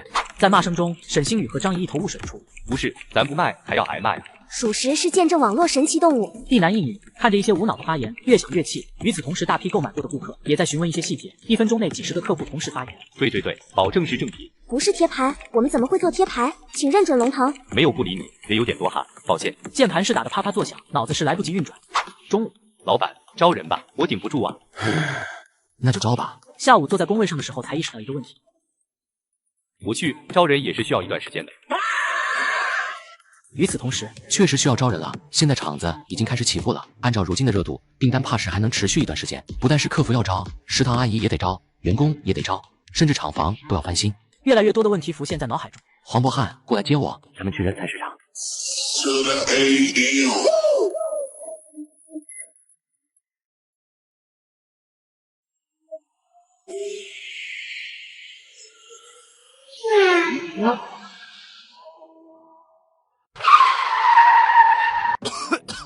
于总，你这是打算去招人吗？是啊，现在人员紧张，咱就这样空手去吗？迟疑愣了下，要不先去打印店打印点宣传报？宣传包我后备箱倒是有，我是想说，于总现在身份不一般了，要不要先去置办身行头？行头？对，现在的人啊可会看碟下菜，毕竟现在我们厂的条件也不是谁都能进的了。这么自信的一句话倒是搞得之一有点发虚。也就还好吧。日销3000万的厂子可不多，更何况咱们厂子才刚刚启动。于总，说不准以后咱们是这个省的龙头呢。倒着给老板画饼的员工不多，之一也是半信半疑。于总，您别不信，现在哪个厂子有这么高的福利？又有哪个厂子有您这样的老板？现在只要您大胆说出来，信不信您在网上发布一个公告，就成千上百个人过来应聘？之一都听得热血沸腾。还行吧。我遇到这么多老板，就您让我真心心服。说的之一是心花怒放的。要我说啊，遇到您我才像是真正的开始生活，跟着您手底下干活，日子才有奔头。我现在才明白，为什么每个电视剧拍马屁的都能上位了，这谁不喜欢啊？来到品牌服装店，3999，我去，这么贵？长得倒是不错，还以为是个富二代呢，原来就是一普通人。你好，要不去隔壁的打折区看看，那些都是老款，你或许买得起。老款我也买不起啊，有没有那些价格几百、质量还好的店铺给我推荐一下？哎，店员懵了，但还是乖乖回答。你去3层拐角的那个店看看，质量不错。好的，谢谢。没事，我也喜欢买那家店的东西。黄渤汉面色复杂的跟在旁边，他甚至做好了当狗咬人的程度，因为不是所有人都在赚大钱的时候还能保持端正的态度，更多人是随着暴涨的身价，眼睛也疯狂往上抬。3楼拐角店铺，你好，想做什么？想做什么意思啊？我这边是定制服饰，保证你穿着称心，穿着舒服，就是有点小贵，不知道你能不能接受？价格在400到900之间。这也能叫贵？卖的比我床垫都便宜。如果我今天就要穿，可以吗？你能先告诉我你要的衣服是哪种吗？西装。可以的，我可以将仓库里的衣服修改一下，大概需要半个小时，你看能接受吗？只要半个小时吗？是的。半小时后，当之一走出试衣间，仿佛听到了急促的呼吸声。于总，以后公司不需要请代言人了，您已经够帅的了。真的帅吗？你这宽点窄腰的，天生的架子，就是有点可惜，长得太中式，要不然没准还能去当模特。中式吗？之一看着镜子里的自己，带着一种意气风发的模样。那我就让以后的时尚界都是中式的模特。好，在2位极力捧场的情况下，之一的笑容压都压不下去。老板，你这接得了大单吗？我想在你这定制一批工服。女人愣了一下，工服？你让品质的吗？以我店里的价格，用作工服是不是太奢侈了？现在的话需要22套，后面会更多。主要他今天也不知道会招多少人。要那种布料舒服又结实，不容易起球的。有的，你看你有指定的款式吗？你来定吧，不要做得太丑，重点是要穿着舒服。行，咱们加个联系方式，到时候我给你出几个样式，你看看中意哪个。这刚满18的高中女孩，父母却让她出来打工养他们。小伙子，你这写的操作员是干什么的？是流水线上的活吗？您好，这是操作机器的。操作机器呀，还以为是流水线上打螺丝之类的呢。哎，你这个是不是要求技术啊？技术不难的，我们厂子是包教学的，工资5000保底。5000，这么高啊？双休，并且是8小时工作制度。哎呀，这活好啊，也不知道我能不能进去。作为没文化没技术的普通人，能有这样的待遇又怎能不心动？只不过在了半辈子流水线的工作，打心里是认为自己干不了这么好的工作，但还是想尝试一下。你看我行吗？没问题的。你会写字吗？会一点点。我读过几年小学。你如果愿意学的话，可以来。愿意，当然愿意。我们厂子在郊区，你也可以今天就过去报道。当然，你也可以等一会儿，人差不多了，我让人送你过去。今天就可以上工吗？能上，最近厂子的订单比较多。大概10来分钟又招来了3个人，黄渤汉领着4人去往了郊区。这边仅仅半个小时就把基础的操作员、销售员、打扫阿姨都招进来了。厂子最近接了一批大单，你们去了就能上工。咱们厂子都是设备生产的，到时候会有人带着你们学，干得好后边还有机会提升。宇哥，咱们厂子有没有什么罚款的地方啊？没有什么罚款的地方。正在聊天的几人就听见撕心裂肺的叫声。我不去打工，我要读书。读个屁！家里什么情况你不知道吗？你不出来挣钱，我们家吃什么？可弟弟为什么能读书？那能一样吗？你是女的，以后是要嫁出去的。说话的时间就拉着女孩来到了之一这里。老板，你看看这个能在你这干什么活？像什么打螺丝的活，苦点累点的没事。我要读书。你别没事找事啊！就见妇女抽了一下他的屁股，对着之一又是谄媚的笑容。老板，你看这孩子以后的工资能直接打我卡上不？你这样不好吧？小孩子懂什么呀？我是为了他以后好，早点打工，早点赚钱，以后还能找个有钱人结婚。对了，你这边包吃包住不？目前只包吃。妇女有些不满地皱起了眉头，但又很快想开了。那行吧，这孩子脑子灵活还聪明，考试都考班里的前3，他在你手底下干活，你肯定吃不了亏。女孩已经不说话了，只是一双红彤彤的眼睛看着之一。之一思考了一下，成年了没有？成年了，老板你尽管放心，他今年都反正都读高中了，早成年了。女孩没有说话，只是咬着嘴唇，听着身边冰冷的话。那就进我厂子吧。好，那我女儿就拜托您了。我厂子今天就要开工，人就不用回去了，留着吧。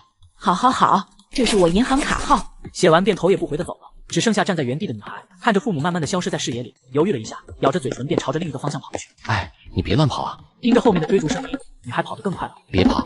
在叫声中，2个人的距离逐渐缩短，追上也只不过是时间问题。之一找准机会把她逼进了一个死角。女孩看着慢慢靠近的之一，仿佛接受了现实，小声的抽泣。行了，别哭了，等会我陪你去银行办一张你自己的银行卡，以后工资打你卡上。你现在应该是放暑假吧？等你开学，到时候也有钱自己交学费了。哭泣声慢慢停止，就这样2人静静的保持了3分钟，才回答：你说的都是真的吗？真的，你带了身份证了吗？女孩轻轻点头，擦去了脸上的泪水。半小时后，女孩的手紧紧攥着自己的银行卡，像是攥住了自己的未来。你叫什么名字啊？席兰慧。很好听的名字，以后要好好读书啊。女孩只是小声的嗯了一下，伸手握住了之一的手。等2人回到摊位，黄渤汉已经等在那里了。于总，这位是席兰慧，先让他当操作员吧。这个工资还高点。当女孩在合同日期前最后一笔，恭喜宿主招募第一位5星员工，是否查看属性面板？质疑沉默了一下就否决了，只是伸手摸了摸女孩的头。你一定要好好读书。郑重的话却让女孩看她的面孔越来越模糊，神圣的却让她有种落泪的错觉。我会的。众人来到路边，就看到停成一排的出租车。质疑有些意外的看着黄渤瀚，这些都是我朋友，把咱们这些人送去工厂没问题的。车费报销。哈哈哈。赵明轩震惊的看着站成一排的人。老板，这都是新招的，你来安排他们工作，咱们工厂再加点人手。老板，你有招管理吗？这个倒是没有。赵明轩深吸了口气苦笑。好吧，那老板你先去休息吧，辛苦了一天。质疑连连点头，有些心虚的离开。差点忘了，赵明轩还身兼2职，最近工厂事情繁忙，貌似得给他招个助理了。刚才带你们来的那位是我们这里最大的宇之一，宇老板，以后碰到了都给我规规矩矩的喊。听到这，一群人才知道原来刚才那位就是老板，打算点名就看到了一个年龄小的。席兰慧，到。你成年了吗？18岁。18岁，这也太小了。席兰慧看着赵明轩有些变动的面色，忍不住为自己争取。我什么都肯做。这是老板招进来的，应该有他自己的考量。你这段时间先跟我干。席兰慧愣了一下，随后兴奋的点头。当所有人都下班的时候，他一个人偷偷来到样品区睡觉。等他醒来的时候，便发现身上多了一条毛毯，带着好奇，很快投入了第2天的工作中。2个星期后，质疑才深深呼出一口气。现在就剩下39件穴位床垫和4套高价床垫了，差不多可以开放购买了。给沈星宇发了一条开放购买的消息，就又开始规划起了下一步。看来租过来的上百亩地是该好好规划一下了。国外的货物被烧，我一招让国外疯狂。你好，请问有什么需求吗？我这边有100亩地，想让你们设计一下。哦，100平啊，可以的。等下，你说多少？100亩。卧槽，大活！亲，我这边可以给你转接我们这的专业设计师，曾经获得过各种大奖，是业内顶尖的大师。可以。你好，我是设计师沈文文，请问你这100亩是打算做别墅还是用于其他呢？我打算建一个工厂，预算是2000万。100亩2000万，有点吃紧啊。如果是毛坯建筑的话，绰绰有余，但要是包含软装费，可能有部分建筑比较原生态。那就先重点建设部分，我不着急。好的，那你给我一个地址，我预计3天后去那边考察。3天后，这块就是我们公司的地，比较原始化，所以想请教设计师怎么设计比较好。先跟我说说你想要什么风格，或者有什么要求。我想要一个食堂、宿舍楼、电影院、健身馆、游泳池、办公楼，还有……等一下，工厂兼电影院和健身房。是啊。抱歉，你的要求做不到。如果你想要造一个小型的家庭电影院，成本大概是20万；如果是更大，造价更高，并且加上你说的健身房还有设备，可能就要投入几百万。2000万资金，不如优先用于厂房的支出、宿舍、食堂之类的。行，我听你的。这大佬这么好说话。我希望厂房尽可能的考虑员工的舒适性，有匹配的休息间，同时通风设备良好，尽可能的宽阔，并且我要保证单个建筑建设的足够好，之后建设其他的也是，如果钱不够，宁愿不建，也好过随便糊弄。可以，除此之外还有什么要求吗？宿舍楼的话，房型暂定双人间，先建个7层吧，其中1层我希望设计成健身房，在这块随意花钱，我也不差那么点钱。然后食堂规模先按上千人算吧。啥？上千人？你这有100人就不错了。当回到办公室还没坐下，就接到了合作伙伴马柔的电话。你那批货单价怎么算？我赔给你。怎么了？运气不太好，被一些小崽子阴了。总之，你这批货卖的还不错，我待会儿将售卖的钱转过去，以后继续合作。钱不急，你先告诉我怎么了。在这边有一群法外狂徒，他们也同样贩卖床垫，不满意我抢占市场，趁夜过来把仓库给烧了，300套的库存全被烧了，喵的，真是一群畜生。没事，咱们之前说过，这些货是我送给你。那不一样，你把货放我这，是对我放心，也是对我的能力放心。你的货卖得很好，市场反应也不错。按照我这边的惯例，卖出的货我抽2成交易费。说完就切换软件把货跑汇了过去。到账410万元。你是不是打错了？没有，你这个单价是多少？1888。这么便宜，我这边给你定的1800刀。1800刀折合下来就是10800。但这么一说，马柔倒是放松了不少。你那边还有货吗？我要1000件，敢烧我的货，怪我抢生意是吧？呵呵，我会让你们后悔，再送你一个枪子。有的，1000件够用吗？并且如果你想报复的话，要不要恶心一下对面？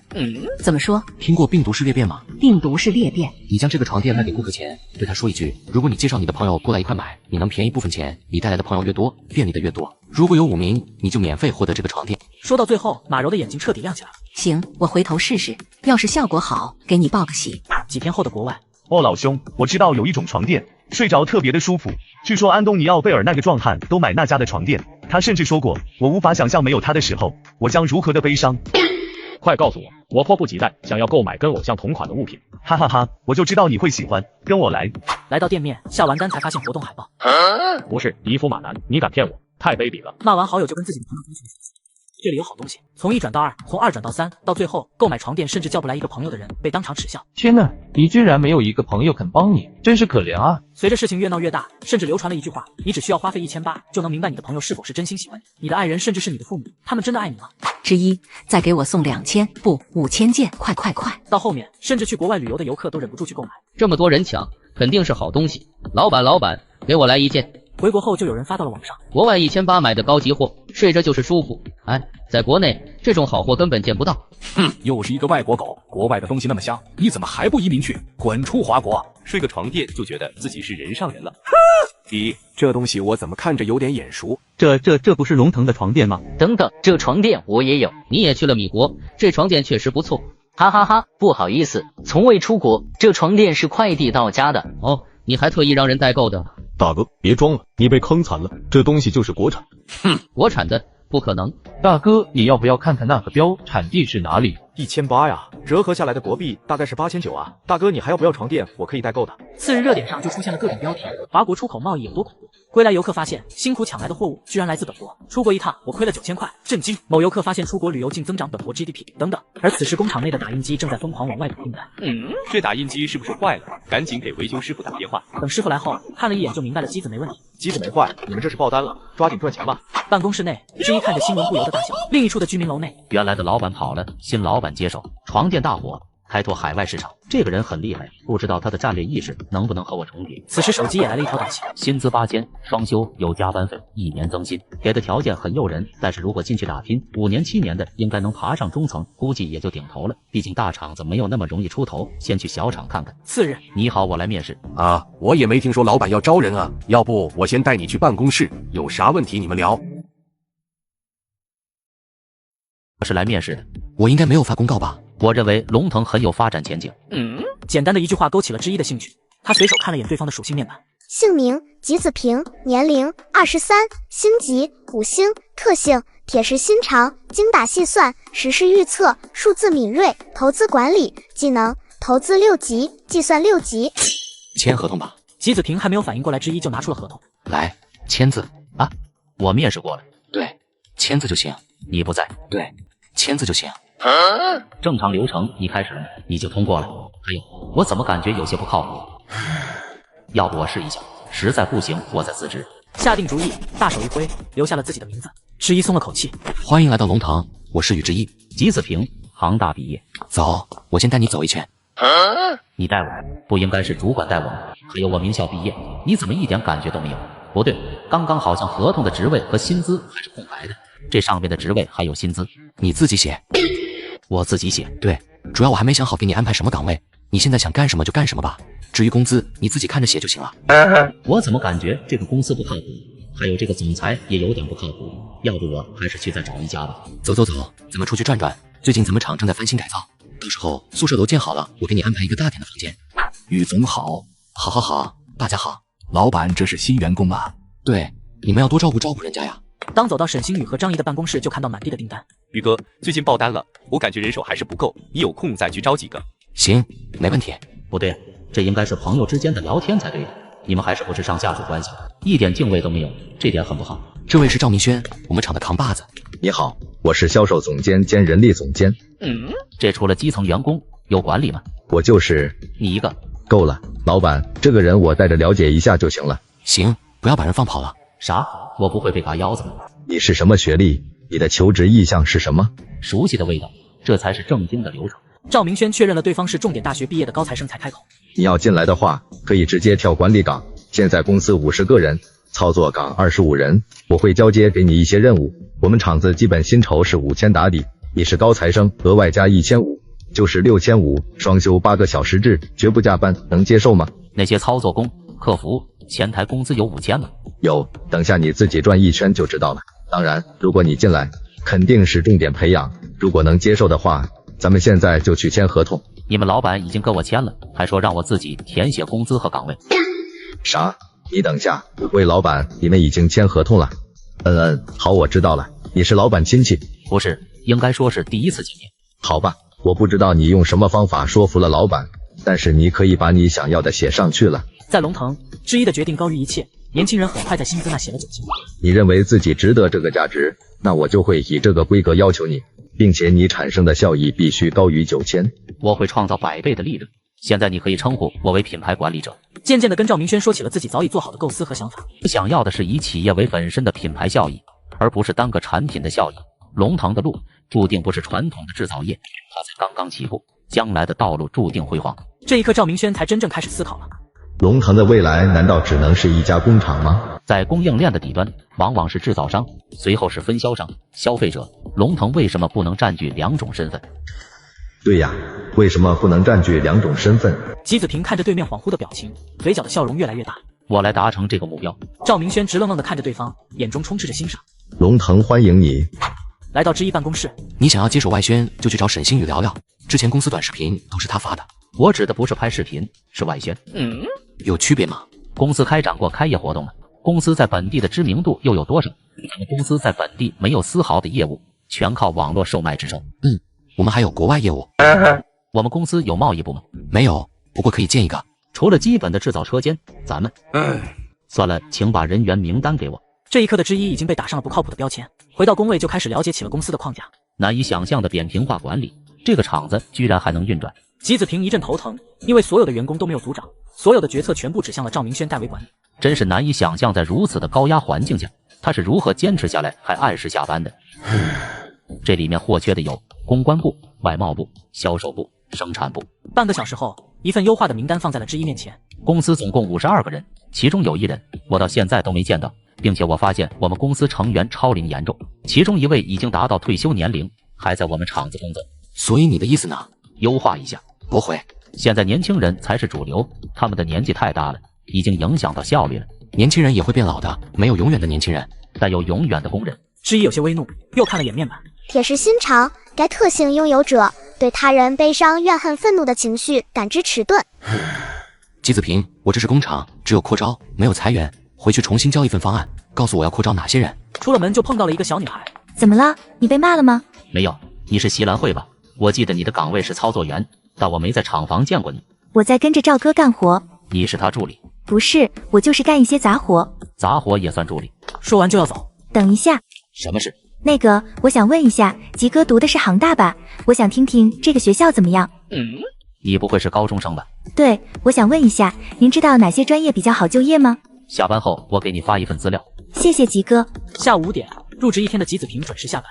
还真是早啊，刚开始工作就下班了。这一家公司给我的感觉还真是奇怪，老板也很奇怪。是记者已经按下了快门。次日新闻标题：未来易如反掌。次日一早，这次的方案肯定没问题。吉哥，太谢谢你了，那份资料好齐全。以前的参考资料。说完便朝着老板办公室走去。这是我想的方案，你认为还有什么地方要修改吗？之一看着上千字的方案，还有思维导图，最后总结就是办一次开业活动。通过，你去干吧。吉子平一阵沉默，这就完了。还有一件事需要老板同意。什么事？龙腾的商标。这么一说，之一才想起龙腾根本没有商标。那我们先注册一个。这是我提前设计好的几种方案，您看看。本以为很快就会选中，可一看就看了一上午。这都太丑了，你的品味还是真差呀。说完就在纸上绘画了起来，没一会就画完了。就这个吧。吉子平看了一眼，有些疑惑。这是啥？是龙。两人对视，各自含着坚定。最终吉子平败下阵来。等吉子平经加工后，便看到了深黑、金边、隐晦中带着高贵。世间未曾见真身，却又人人知其名，这便是龙腾的商标。你知道吗？咱们厂要有商标了，还是老板亲自设计的。老板也太厉害了吧！那我们是不是也要在床垫上加上商标？当新一批的床垫送到消费者手中后，我这床垫怎么多了一个标？我这也是。大家看一下，龙腾的官网换头像。此时的工厂内一片繁忙，赶紧把花抱到前面摆成一排。地上的钱包是谁的？不要的话我就当垃圾扔了。我去地上烟头是谁特喵吸的？不是告诉你们工作期间不许吸烟吗？全场都是赵明轩的呵斥声。老板，你出来啊！记者都来了。马上，我喷个发浆。头一次参加这种场合，之一兴奋的有些手抖，本以为自己会很紧张，直到看到了一群比自己更加紧张的员工，反倒松弛起来了。龙腾能发展到如今这步，离不开方方面面的帮助。我首先要感谢我的员工，包容了我这个没有经验的老板赵明轩。赵明轩身体颤了一下，来，轻飘飘的一句话却让他眼眶湿润。他亦步亦趋地站到男人的后面。黄渤汉、舒茂、沈星宇、张怡、吕秋秋。他将每个人的名字都记得很清晰，甚至是吉子平被叫的时候都有些恍惚。刚刚加入的我也值得上去吗？来，吉子平站到他的身后，只看到一双锋利的金剪刀剪开了红带，之一伸手要抓，而这时记者已经按下了快门。次日新闻标题：未来易如反掌。造谣啊！我去。之一震惊地看着照片中的自己，似乎在说就这。下面文章写的是，据采访，员工表示公司有如今的辉煌，全靠龙腾的老板与之一。许多消费者直言，龙腾生产的床垫不但质量好，用的原材料也佳。同样价位对比下，他们会优先选择龙腾。我相信在不久的将来，你们能看到他新的突破。这篇文章，小编卖力的泼洒文采，全都归功于在离开前，龙腾友情赠送的几张床垫。写的不错，就是夸张了点。之一有种被恶搞的感觉。算了，好歹上了报纸。随着他的手放下，各个地方又有无数张手拿了起来。哈哈，这小年轻人挺狂啊！这家企业不错，城郊那边不是说老荒凉了，现在也开始开发了吗？我最近躺的也不大利索，牛啊，买个这个。什么声音在响？沈星宇一阵迷茫。卧槽，真是这玩意儿在响。半个小时后，老板出大事了。啥？什么大事？之一顿时紧张了起来。要知道上次出的大事还是那66万的天价床垫。你又给我整出事了？不是我，是电话。之一松了口气。什么电话？就我们放着的那个座机，我一直以为他们就是装饰品，结果刚才一直在响，还来了好几个人下订单，信息我都记录了下来，你看看。之一看着记录若有所思。这些都是老城区。对，我看着也是，但他们都没付钱，这个怎么搞？宇哥，要不我们就别管了。之一沉思了一下，想到了那个报纸。这得管。他大致能猜到，这些订单多数来源于本地报纸的传播。可怎么管？我们就算快递过去，我感觉对面也拿不了啊。而且送过去不买怎么办？钱也没先付。那就货到付款，就算顾客拒绝，我们也承担损失。次日老城区。哎呀，这东西好啊！司机是累得够呛，因为他是爬楼上去的。这人正是偷闲了半个月的黄渤汉。1888刀付，请问用什么付款？老人拿出早已数好的现金递给了他。回到楼下，还剩下2单了，有点没想到啊，本地单子也接，就是这利润太薄了。送的货按他销售算，一件提成有90多，但对于他来说，连口汤都算不上。想到这，他在群里发了一条消息：有没有兄弟在砍头附近，顺路帮我送个东西？货到付款1888，送货费50。黄哥，我顺路，我帮你送。黄哥，我送吧，我不要你钱。我去你丫的腿儿，你这都要跟我抢？眼界，知道什么是眼界吗？认识黄哥我才肯免费帮，要是别人我还加钱呢。说的什么话？黄哥要你这点小忙，拿个人情就偷笑吧。要是黄哥肯带我一程，不说别的，我把房子卖了都跟黄哥混。黄渤汉忍不住了，你们别给我瞎吹。那吹了没吹啊？黄哥，谁不知道上次跟您混的倒手赚了3万，可把大家伙羡慕坏。黄哥，什么时候还有这生意？小弟来干啊！会有你们机会的。那可等黄哥给咱们露一手了。回到公司，老板，以后公司还会接本地业务吗？会啊。那这部分活我能转包出去吗？为什么？赚的钱太少，一件一件的送货，还不如我去拉个500件的订单呢。前者需要他耗时去送，后者只需要说服客户。况且我1万的工资用来送货，那我这工资开得太大方了，您说是吧，于总？巧舌如簧，一向是黄渤汉的本能，但他说的也确实没错。之一陷入了思考，10几次呼吸后，黄渤汉，我一直有个问题想问，当初那1000的订单你是怎么拉来的？他曾和赵明轩出去谈过生意，自然知晓拉订单的不容易，但黄渤汉总给他一种轻描淡写的感觉。我有些消息灵通的朋友，基本上这块地界的事情都知道。他手上握着的资源是数十个核心消息群，300多人的出租司机群，上千个人的家长征集群，还有上百个人的小区业主群等等。这些群制造出的能量简直贯穿整座城市。你那些朋友是出租车司机？于总真聪明。那方便请你的朋友们来一趟吗？突如其来的话让他不由愣住。你想辞退我？不，我想要的是贯穿整座城市的运输链。你能带给我吗，黄渤汉？有那么一瞬间，黄渤汉大脑一片空白。我能。他本以为自己不会被任何人灌鸡汤画饼，但是现在却有种热血沸腾的错觉。你想要多少人？全部。轻描淡写2个字，却像油一般助燃了他心中的火焰。那我能得到什么？管理权。黄渤汉内心躁动的就要压制不住了。成交。等黄渤汉走后，之一才深深吐出一口气。这一次豪赌，我应该没做错吧？3天后，摆了30桌酒席，100多号司机已经就位，有12个生病了，剩下的67个在跑活。出租车司机断不可能一次性撤出，要不损失的可不止他们。倒是浪费了我几桌准备的酒菜，那么他们得下次再登记了。司机们全部疑惑了，都不明白要登记什么。想必大家都很好奇我要说什么。质疑扫视了一下神态各异的司机们，微微一笑。先吃饱才有力气思考，吃饭。你说这人把我们叫过来，还请我们吃饭，到底想干什么？不知道呀，以前都不认识。莫非是公益行动？想那么多干嘛？先吃饱再说。质疑看着旁边看热闹的员工，个个咽着口水。别光看，做呀，要不这些菜不是白做了？赵明轩自始至终都不知道这件事，心中有些闷闷不乐。老板，怎么了？他想问却又开不了口。没事。等众人都吃饱后，既然都吃饱了，不知道你们还想不想吃下顿了？众人面面相觑。想吃，但怕没命吃。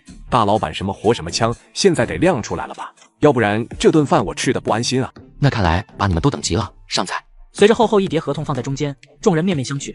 很快有人看起了合同内容：甲方每个月给乙方发放1000元无责任薪酬，工作内容不需要打卡，不需要听号令，除底薪之外，每个人如果能推销出去一件产品，按产品价格5%计算提成。其中如果顾客要求现场运送，乙方需要自助达成。同时，龙腾会发放一些运送订单，这类订单可被接取订单并安全运送者，视为销售完成，同样获得提成。也就是说，尽管你不销售，也能白嫖这1000。黄渤涵知道有大动作，但他没想到会这么夸张。在座的兄弟有100多号人，光是每个月白撒出的钱就有10余万了。此时看完合同的吉子平却是难压心中的激动。聪明，太聪明，最大程度的减少招收销售员的成本，对于司机而言又是一笔可观的外快，这是双方互利共赢。想出这办法的简直就是天才，可以说每个上车的乘客都可以是他们的顾客。不，还不止这个，司机还能同步完成送货。抬头深深看了眼之一，上下一盘菜。这次上的是产品资料，很快有人看了起来。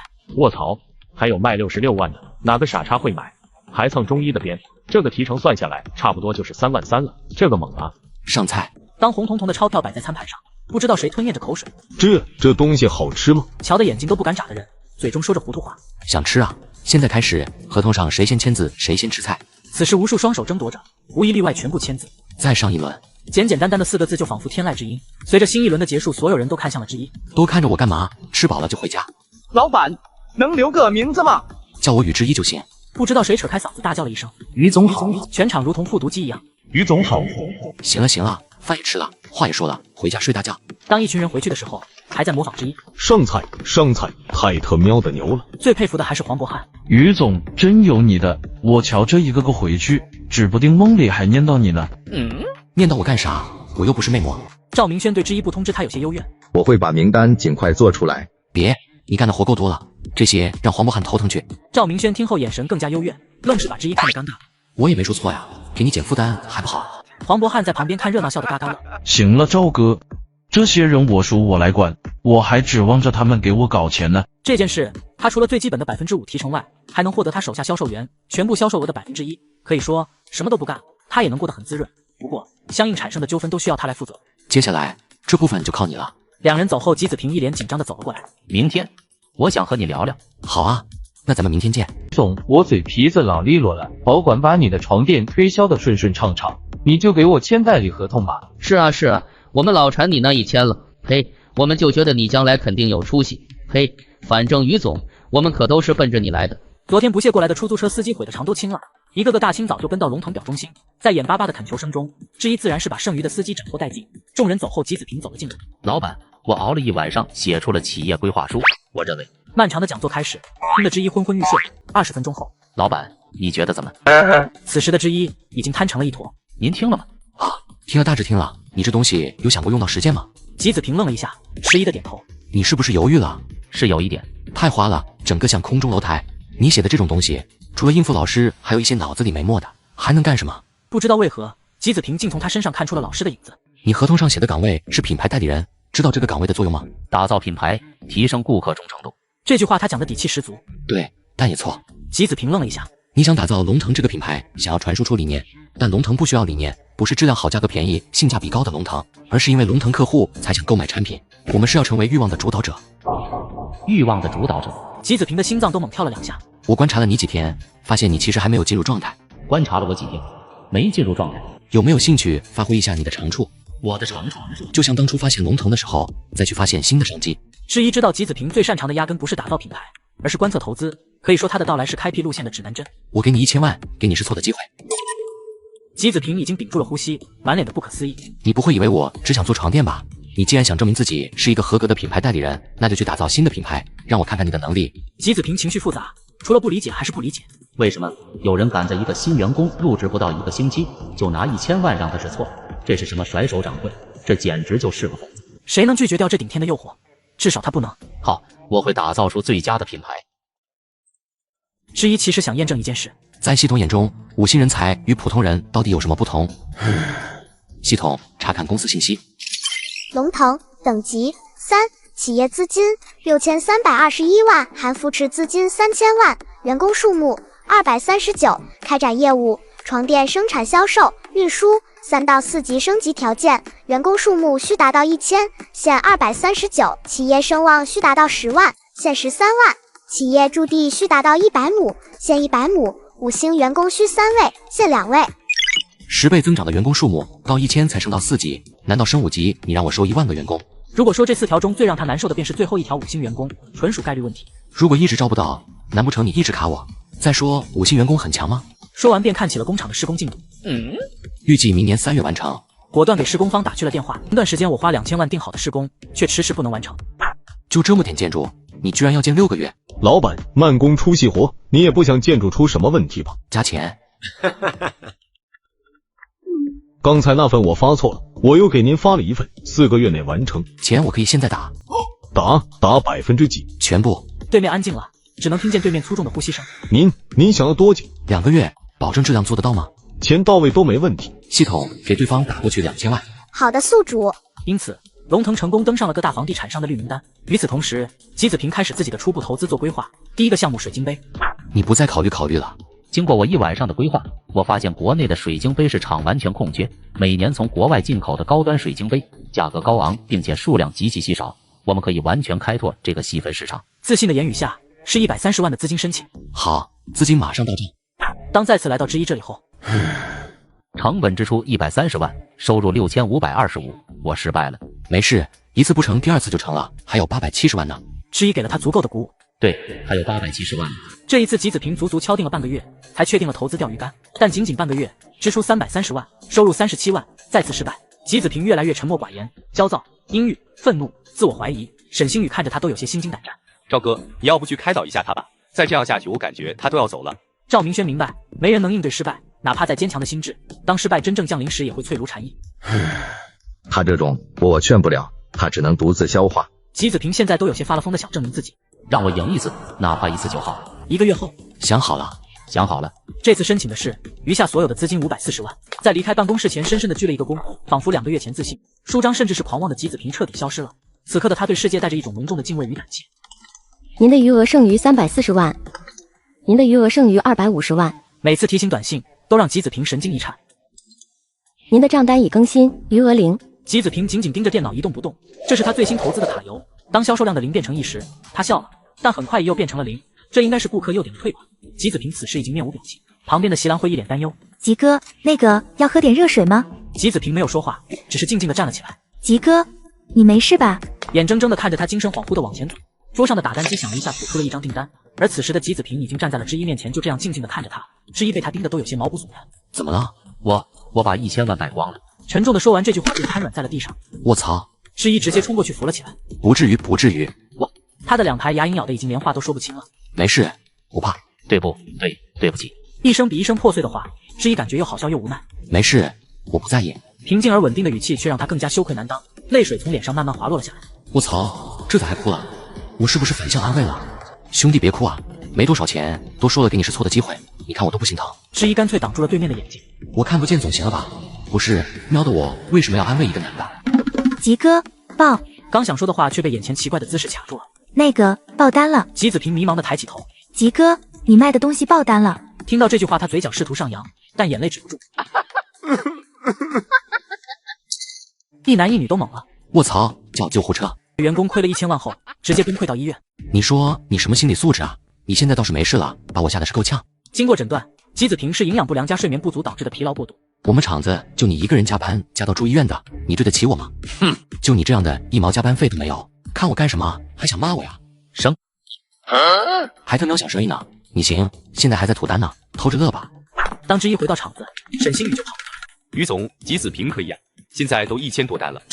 才过去4个小时就这么多，印钞机啊！于总，他这件商品定价是128一盒，一盒有12包，现在已经卖出10多万了。牛掰！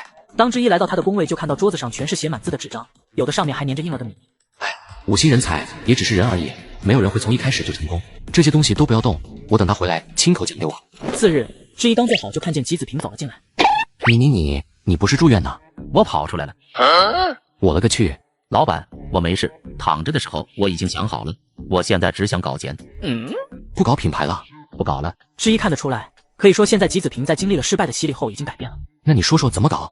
请让我先做个简单的汇报。这次总共投入540万，其中200万我从樱花国购买了国内独家授权，并且我发现樱花国的番剧在国内的热度很高，但是相应产出的衍生物数量很少，或者说市场上还没有生产此类产品的意识，所以我尝试用最常规的卡牌，就像小学1元1包的那种卡片。我的定价是一盒128，一盒12包，相当于一包10块钱，每包卡片数目是4张。我去，10块钱买4张纸。是的，目前看来这种价格，目标客户能接受。我判定这类顾客还有潜力。现在最高的支出是授权费，除此之外就是美工支出以及付给工厂的加工费。每张卡片需要加工特殊的膜，比普通的纸张成本要高一些。现在一盒的成本是12块钱。多少？12块钱。12块钱的成本你卖128，这他喵的10倍的利润啊！那货呢？没见到你的货呀。我们不负责发货，负责发货的是工厂，我和他们签订了协议，我方负责支付市场上正常的快递费用。工厂这么好心帮我们发，对方赚的是从快递费抽走的点。正常的快递费为8元，工厂货物多，可以将快递费压到3或4块，也就是说从一件货中他能抽走几块的利润。对于他们来说，这些都是无本买卖。之一头一次心情复杂，就是这么搞钱的。其实更好的是，我们负责生产，只不过一个床垫一个卡牌挂的步子太远了。这个简单，我们把那个厂收购不就行了？啊，收购？电话多少？老板，可是放心，公司有钱。吉子平本以为自己已经不会惊讶，以老板花钱的速度，不会我赚的钱还抵得上他花出去。吐槽归吐槽，但还是说出了手机好。对，我想和你谈一笔大生意。你想订多少货？我们这边生产的货质量很好，包你满意。你们厂子卖多少钱？最终以800万包下对方的全体员工，包括老板。搞定。除了这个厂子，你还需要什么？比如新的员工美工之类的。不过花钱请别人画，还不如直接把人请过来。美工的事就由你负责吧。此时的吉子平还没反应过来。吉子平，好的。他没想到，只是随口的一句建议，立马得到了反馈，并且从他入职以来一直有求必应。此时他似乎想到了什么。难道莫非？如果也不是，老板，你为什么对我如此看重？吉子平心中一跳一跳的。因为啥？你是个大将，我的直觉告诉我你能为我的事业添砖加瓦。就这。吉子平晃动的心瞬间平稳了下来。老板，我回去割韭菜了。加油。之一不知道的是，他刚才差点掰弯纯洁的少男心。3天后，我打算再注册一家公司，负责人暂定为吉子平，大家有什么提议吗？自此吉子平敲定为卡游的 CEO。你的运气不错。你想说什么？开一家网店和开一家公司可不一样，年轻人要是扛不住，记得早点过来求助。哼，你还是管好你自己吧。脾气还挺冲，别刚爬起来就得意忘形。你欠的1000万记得先还上。我知道。西兰会看着他们的身影，忍不住咬了一下嘴唇。兰慧，你要记住，职场就是这样，人越多就会越乱。不过规则只有一条，那就是向上爬。西兰会深深记住了这句话。赵哥，我也想当总监。我还没上去，你就想坐我的位置了？西兰会顿时羞涩一笑。我也想像你一样厉害。在西兰会眼中，赵明轩非常厉害，他能在8个小时内完成厂子的大小事情，甚至还游刃有余。赵哥，我要去读书了。读书？昨天我收到了录取通知书，我要成为大学生了。赵明轩沉默了很久，最终化作了一声叹息。你记住，读书也要做最好的那个，和我平时教给你的一样，无论是工作还是生活都要细致，不要出任何失误，因为留给你的机会只有一次，落子无悔。西兰会在心中默默重复着。如果毕业后找不到工作的话，就回来。赵哥，我寒假就回来。差点忘了，大学生确实有寒假。下次回来要是再手忙脚乱的，我可饶不了你。保证完成任务。是这里改变了我的未来，我喜欢这里，我毕业后一定会回来。这事还没跟老板说吧？快去吧。员工去上学，这一别可能就是好几个月。怎么了？西兰会沉默了一下，然后深深的鞠了一躬。要上学了？钱够吗？够了。你确定？确定。但我觉得不够。说完，把早就准备好的现金放在了桌上。我现在存了8000多块钱，交完学费还剩2000多，够用了。够用个屁！你开学总得买生活用品吧？得买几套新衣服吧？平时也要交朋友出去吃饭吧？其实这些也不需要，我衣服来回穿就行，不需要买新的。我喜欢在食堂吃饭，朋友的话也不一定需要，偶尔我再出去打工，钱够花的。过来。西兰会心惊胆战地走了过去。我让你去读书，不是让你边打工边读书，连基本的生存都做不到，你谈什么读好书？西兰会，这个世界上好人不多，我以后管不了你，但是你要明白，人在困境的时候，欺负你的人远比帮助你的人要多。我也不是什么好人，这笔钱是我投资给你的，你以后要百倍奉还，懂了吗？这期视频后面更有看点，为了及时回家剪出来更新，所以我在瓜子二手车上买了台比亚迪汉，只花了9万多。现在新车掉价快，上瓜子买二手特划算，年底瓜子有100亿补贴活动，5万多就能买奔驰、宝马、比亚迪。瓜子每台车都经过官方专业检测，要是有旧车还能上瓜子拍卖，买卖二手车上瓜子就对了。赶紧点开评论区看看吧。哼，骗子，你明明是好人，懂了？懂了就拿钱滚蛋。2个月后，各部门注意，放。泱泱大气，龙国之德。不错不错。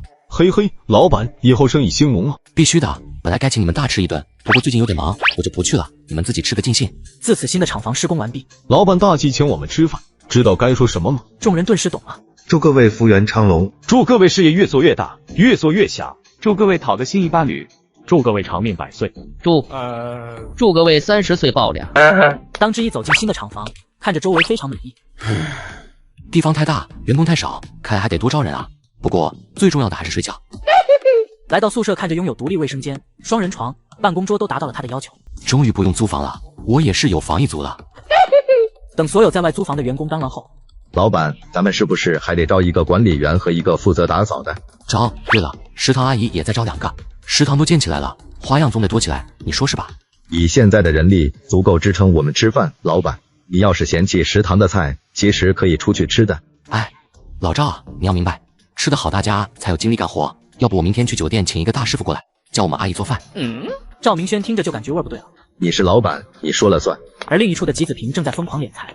吉总，咱们这半个月收入是230万，成本支出是4万6，平均顾客消费123。继续刺激消费，通知下去，同类商品消费额满200附送特别卡牌。好的，吉总。以这个速度，只需要3个月，我就能还完1000万。老板，有人想要退款。他拆包装了吗？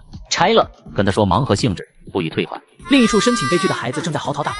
最后多说一句，快过年了，开车回家有面子，赶紧上瓜子选车吧。我错了，我真的错了。你错，是我错了。生下你这么个玩意，1000块钱你就买这些东西，我瞧你是不知道赚钱的苦。墙的另一侧邻居听到没？那种东西少买。此时的小女孩用手挡住了口袋。小孩的潮流席卷得很快，最先注意的却是黄渤汉。老板来包华子，店主眉间舒展递给了他一包。今天就别在这抽了，等下有小学生过来。小学生跑你这来做什么？你不知道，我新进的货卖的可好了，最近他们一放学就来我这，就是吵得厉害，不过能挣钱都无所谓。新进的啥货啊？我让你瞧瞧。说完就拿出了一包卡，8块钱一包，这是现在卖的最好的。8块钱，黄渤汉差点以为自己听差了。小学生8块钱买你这？当然买我这个了，我这卖的可是最便宜了。这期视频后面更有看点，为了及时回家剪出来更新，所以我在瓜子二手车上买了台比亚迪汉，只花了9万多。现在新车掉价快，上瓜子买二手特划算，年底瓜子有100亿补贴活动，5万多就能买奔驰、宝马、比亚迪。瓜子每台车都经过官方专业检测，要是有旧车还能上瓜子拍卖，买卖二手车上瓜子就对了。赶紧点开评论区看看吧。别人都卖10块钱呢，我还算有良心了。你说的我咋就那么不相信了？这玩意有啥好玩的？你要是不信，你就在这等会儿，让你见识见识什么叫人山人海。行，我倒要看看有多少有钱的小屁孩。放学后，快！我昨天抽中了稀有，今天肯定能再抽一张。老板给我1包，给我10包。妈呀，我抽中 SSR 了。次日，黄渤汉来到了卡油印刷厂。分销商吗？新面孔啊，你要多少货？不要货，我要见一下你们老板。我们老板眯起眼睛扫视了一下黄渤汉，看他穿的有些邋遢。我们老板可不是谁都能见的。如果我认识他呢？哼，你要是认识，不早就约出去了，还用在这？黄渤汉看着他阴阳怪气的，就有些恼火。吉子平，你特妈给我出来！主管有些傻眼。谁允许你叫我老板名字的？想闹事是吧？保安！很快2个保安赶了过来。敢来我们厂子搞事，我看你是吃了豹子胆了。这时吉子平也走过来。黄渤汉，你没事来我这发什么疯？不多拉几个顾客推销床垫，来我这谈生意啊？我是怕你不知道什么时候嘎的。你现在卡包的摊子摊得多大，你知道吗？大吗？我怎么感觉一点都不大？他现在已经膨胀了，他想要的是覆盖整个龙国。黄渤汉压住了火气，也是念在同为同事才好心提醒。你知道现在小学门口有多少个摊位卖卡包吗？8块钱一包，把零花钱都挤干了。我只是在培养忠实用户。黄渤汉心里发冷，我看你真不像人，像个畜生。从未被当众辱骂的吉子平睁大眼睛，不过还没等他开口，旁边的员工已经争相为他出气了。你才是个畜生，瞧你蓬头垢面的，跟个野猪没洗澡似的，就你也配骂我们老板？我们吉总风流倜傥，就你也配？吉总，您别生气，别跟这种小人计较，你给我滚出去！最后多说一句，快过年了，开车回家有面子，赶紧上瓜子选车吧。你现在还有机会自救，别到时候把你的摊子砸了，再让于总给你擦屁股，到时候可就不是小事了。当黄渤汉走后，吉总，我瞧那人就是来找茬的。现在公司生意这么好，可都是您英明的带领。老板，有外省的分销商过来进货了。外省的，你先去把人请到茶室，态度要好。此时在另一处的学校，王老师，你们班有这个吗？我们班一个个当着我的面做小动作，天天玩这些卡片，我打算明天上课当着他们的面全撕了。撕了？这不好吧？毕竟是学生的东西。哼，不给他们点教训，他们哪知道什么该玩什么不该玩。李老师，你知道这一叠得多少钱吗？我看起码得300。多少？你说这些有300？瞎说的吧。经过讨论，他们才发现事情的严重性，而其他的学校也在发生着类似的事情。当晚就有一篇名为《卡牌游戏究竟在危害谁》的文章发布了。与此同时，黄渤汉隔3差5就会蹲守在卡游印刷厂附近。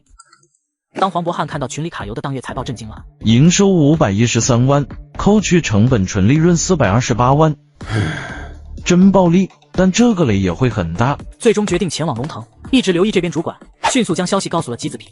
你是说对方这几天经常过来，而且每天看一会就走？是的，老板。估计是嫉妒我的生意好吧。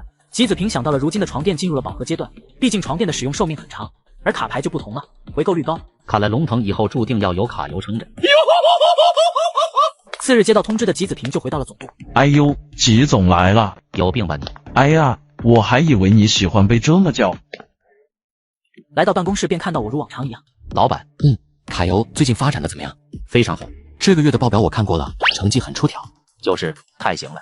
这时的他脸上遮掩不住的得意。走吧，走。说起来，好像采购印刷厂后到现在我都没去看过，这回算是有机会了。淡淡的声音听不出喜怒，但吉子平心中莫名有些慌张，似乎直觉在警示他。开车的是老司机黄渤汉。老板，你为什么突然想去卡游了？因为我是老板。因为我是老板，所以才要确定这艘巨轮前往的方向是否正确。吉子平，你会开车吗？吉子平犹豫了下，点头又摇头。驾照是考了，不过太久没碰了。吉子平点了点头。那要不要跟黄渤汉学一下技术？这一句话把两人都惊到了。我可不做免费的生意，我还不乐意跟你学呢。我哈哈大笑，一句话把刚刚的气氛打破了。我问你们一个问题，如果开车出事故了，司机有责任吗？都出事故了，肯定有司机的一份。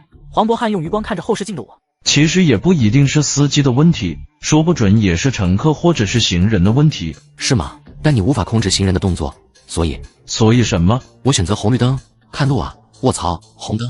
黄渤汉一脚刹车，出租车死死卡在了实线后面，卡油门口。有没有跟你说过，这地方外卖不让进？当我走了几步后，保安才猛地回过神来。你站住！以为这是哪？你想来就来，想走就走。闭嘴！此时吉子平的脸已经黑了。吉总好。而我已经在外卖小哥前了。哦，这样啊，那我帮你送吧，餐给我就行。原来外卖小哥是被保安挡在了外面，我提着餐走进了工厂。于总，我来拿，你歇着。我也不是这点力气都没有。走到厂房的时候，刚好跟迎面出来的主管对视。外卖员啊，是我的。我了然的递给了他，旁边吉子平杀气的眼神已经笼罩在主管身上。主管刚伸出去的手顿时缩回，挤出灿烂的笑容。吉总，您回来了呀？也不知道这外卖员怎么回事。说好的厂里不准订外卖，不知道又是哪个员工破您的规矩。双德语，我拿着单子复述着。是双德语吧？吉总，你听我解释，其实食堂的饭难吃。你别插话，吉总是。他是什么岗位？都叫你别。生产主管，你不喜欢的话要辞掉吗？双德语顿时安静了下来，面前谁是大小王瞬间就分清了。为什么要辞？我往前一步把外卖递给他。这家烤肉饭的味道确实不错，趁热吃。看着工厂内部，我便走了进去。双德宇愣愣地站在原地。这人到底什么身份？他是你老板的老板。老板，我的目标是年盈利8000万，现在周边的地区我都开发完了，我预计半年我们的卡牌将覆盖全国。你给了我1000万的试错，我还你1万营收，到时候卡游绝对会成为龙腾的支柱企业。吉子平，我打算暂停卡游的项目。喂，为什么？难道是我赚的不够多吗？不是。那凭什么？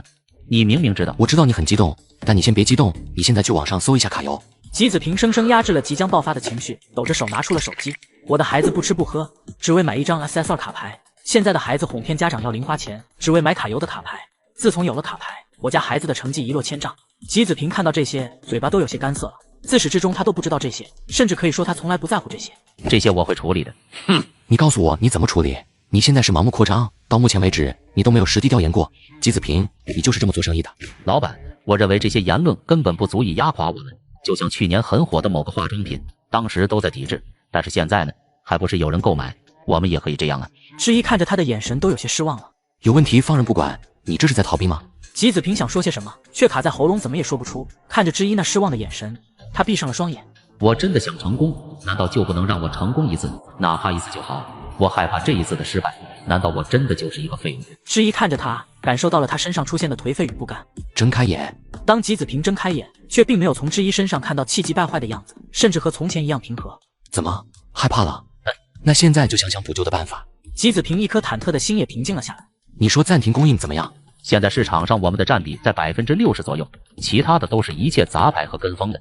就算我们不供应，他们也会继续供应。那在质量上谁更好？绝对是卡游。这句话说的信心十足。那如何在合理的情况下让他们也退出市场？不可能。吉子平想都没想就说出了这句话。这么暴利的行业，不会有人想退出的。想一下，毕竟你可是这个行业的创始者。吉子平开始了思考，知一也静静的想着。时间一分一秒的流淌。如果对面是卡游，我要怎么抢夺对面的市场？我会印刷盗版。同时响起的声音让两个年纪相仿的年轻人都笑了。这就像股票的基本概念，庄家通知，如果让股票迅速下跌，那就是做空，将大量的筹码抛售。如果下一个接盘者选择将筹码吃掉，他必须拥有拉升的实力。但我们是市场上最大的庄家，如果庄家不通知，那么没有人会赢。所以我们要先印制一批盗版投入市场，逼迫已经稳定的市场强行动荡。没有人会想到，作为最大市场的持有者会砸自己的盘子。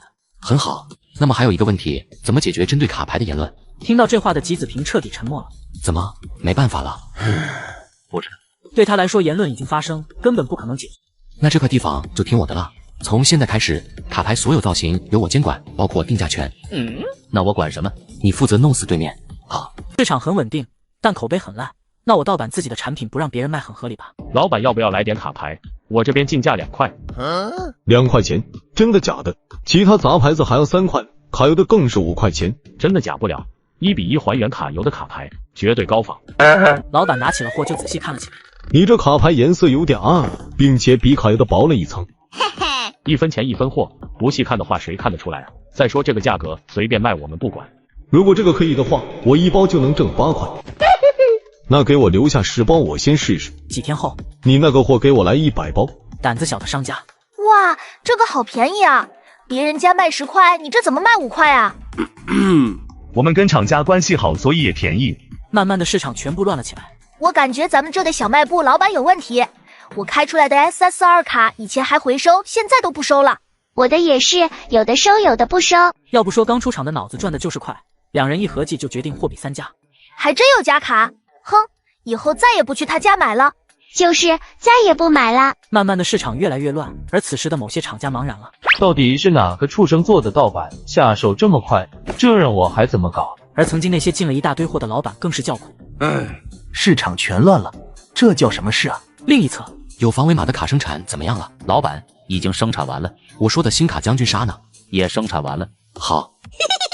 现在发布消息，咱们回收所有假卡，清理整个市场，并且新卡将军杀定统一零售价3元。消息一出，全部震动。还是龙头牛掰呀！回收所有假卡，给盗版擦屁股，这胆气我是不敢。看一下将军杀吧，统一零售价3元，这还赚个屁的钱啊！卡游肯定是疯了。而此时的媒体也出动了。大家好，我们接到信件，一位家长说自家的孩子对小卖部贩卖的卡牌情有独钟，甚至在短短1个月就攒了一大盒。而当他得知这些卡牌的价格时，当场昏厥。究竟是什么样的价格让他做出如此反应？就让我们一探究竟。我们能看到，仅仅一个小卖部，卡牌的种类就已经达到了10多种，还有这价格。凑近后才发现，统一零售价3块。3块钱，这卡牌好像也不是很贵啊。楼上这么有钱吗？3块钱也不是小钱吧？而且小学生有个屁钱，3块钱都出不起，那就别读书了。不对啊，我记得之前卡牌要10几块呀。是不是见女记者要来，特意换过来？飘过去的评论引起了记者的注意。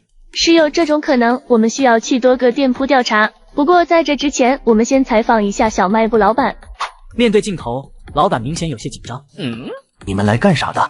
不会是闹事吧？我告诉你，不要以为举个摄像头我就怕了你。我相信不是演的了，你们看这老板的手，明显打算偷偷报警。平白无故记者上门，确实挺吓人的。我们是新闻频道的，只是做个小采访，大哥你不用紧张。老板听到后明显放松了一点。我被举报了吗？那倒是没有，你的店很安全。下一秒，市场监管局发话了：这家店是哪管的？商品标签都没有写，让他补上。网友们乐了。老板，现在你的店一点都不安全了，看来罚款是吃定了。大家都别笑太大声，万一被老板听见了就该哭了。不过老板却并不知道这些弹幕。我这样是不是就能上电视了？你们这节目能播出去吧？可以的，你现在就在电视上呢。那你给我重录一遍，把我录得帅气一点。啊，好。装模作样后又对准了老板。我这个店东西都是很好，卖给小学生，他们都说吃了贼香。对了，你刚刚想问啥来着？我们是想做一期现在的小学生都喜欢什么节目，你可以介绍一下你的小店都卖些什么货品吗？没问题。聪明啊，要是直奔卡牌，人家估计都得怀疑一下。聊着聊着便聊到了卡牌。这些卡牌之前也是很火，你都不知道，那时我进货都要靠抢，要不是后来出了那档事，不提也罢。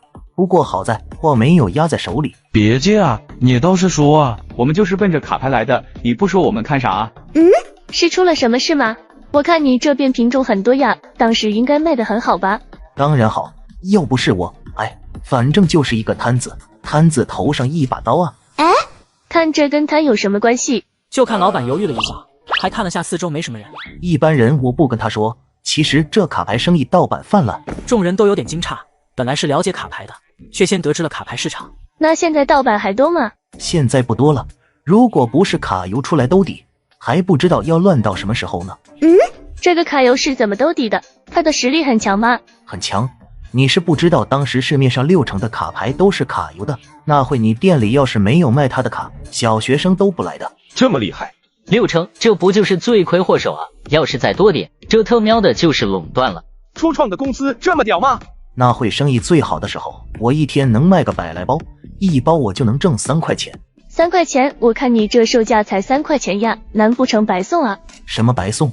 以前可不是这个价，以前卖的老贵了，那时候一包可是10块钱呢。卧槽，怪不得都在骂。我突然想起我弟也有一盒子，妈的，回去就抽他。不是啊，现在小学生这么有钱吗？我以前零花钱就5毛的。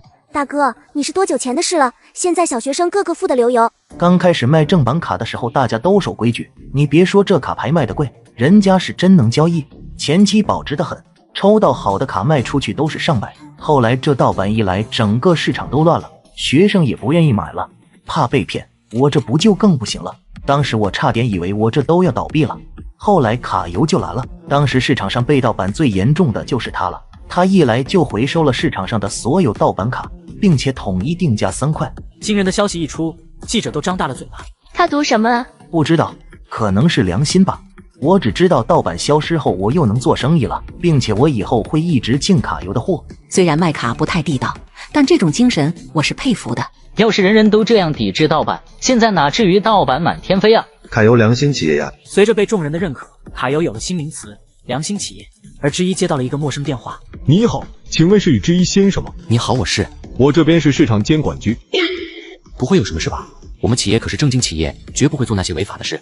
不要紧张，我这边接到举报，有人盗版你公司旗下产品，造成了较大的损失，是否属实？之一心虚了。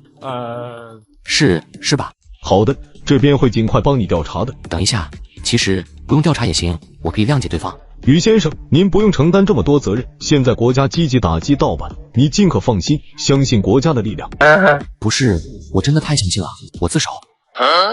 什么？你刚才说了什么？我自首，其实没有人盗版卡游，是我盗版我。对面懵了，有些听不懂了。于先生，方便来市监管局一趟吗？我需要了解一下详情。混乱的市场被我整顿，得知后的官方想要查出盗版商家，我告诉官方是我盗版的我。所以，为了净化市场，你选择盗版自己的产品，是这个意思吗？在听完之一的讲述经过，他都有些反应不过来。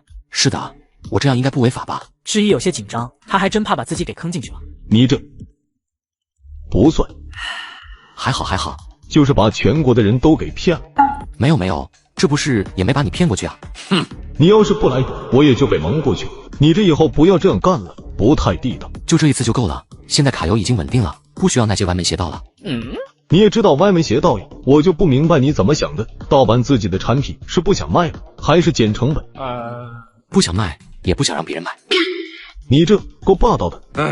算了，你走吧，这次就当乌龙了，下次可别搞这些了。你要搞也要提前报备。好，对了，张主任，我想问一下，整治小卖部的环境不属于监管部分吗？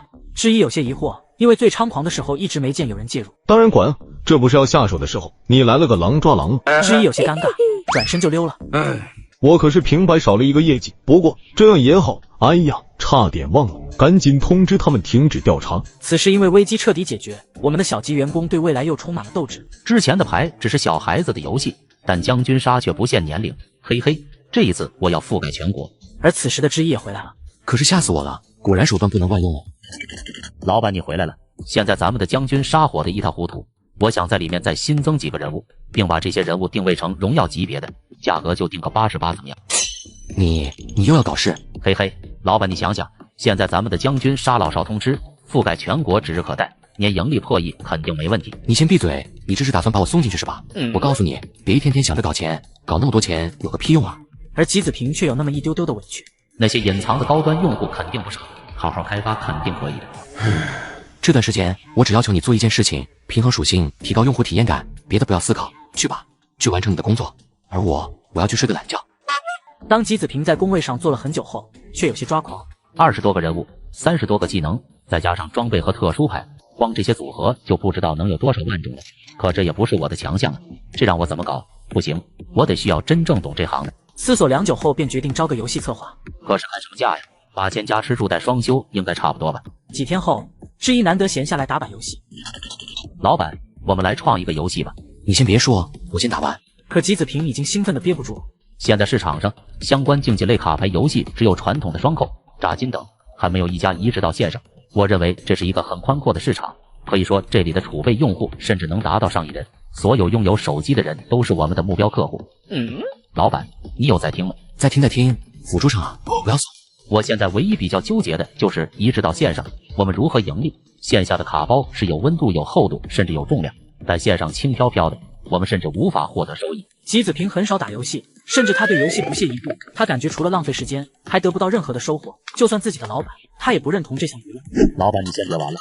被夺走的手机，就听到了一声水晶爆炸的声音。之一这个气啊！马德，你在搞笑吧？我打游戏你都不懂尊重，还想做款游戏？你知道打游戏的快乐吗？你知道游戏怎么制作吗？你知道游戏怎么运行吗？吉子平，你屁都不懂。老板，你说的对，我也确实不懂这个行业，不过请给我一点时间。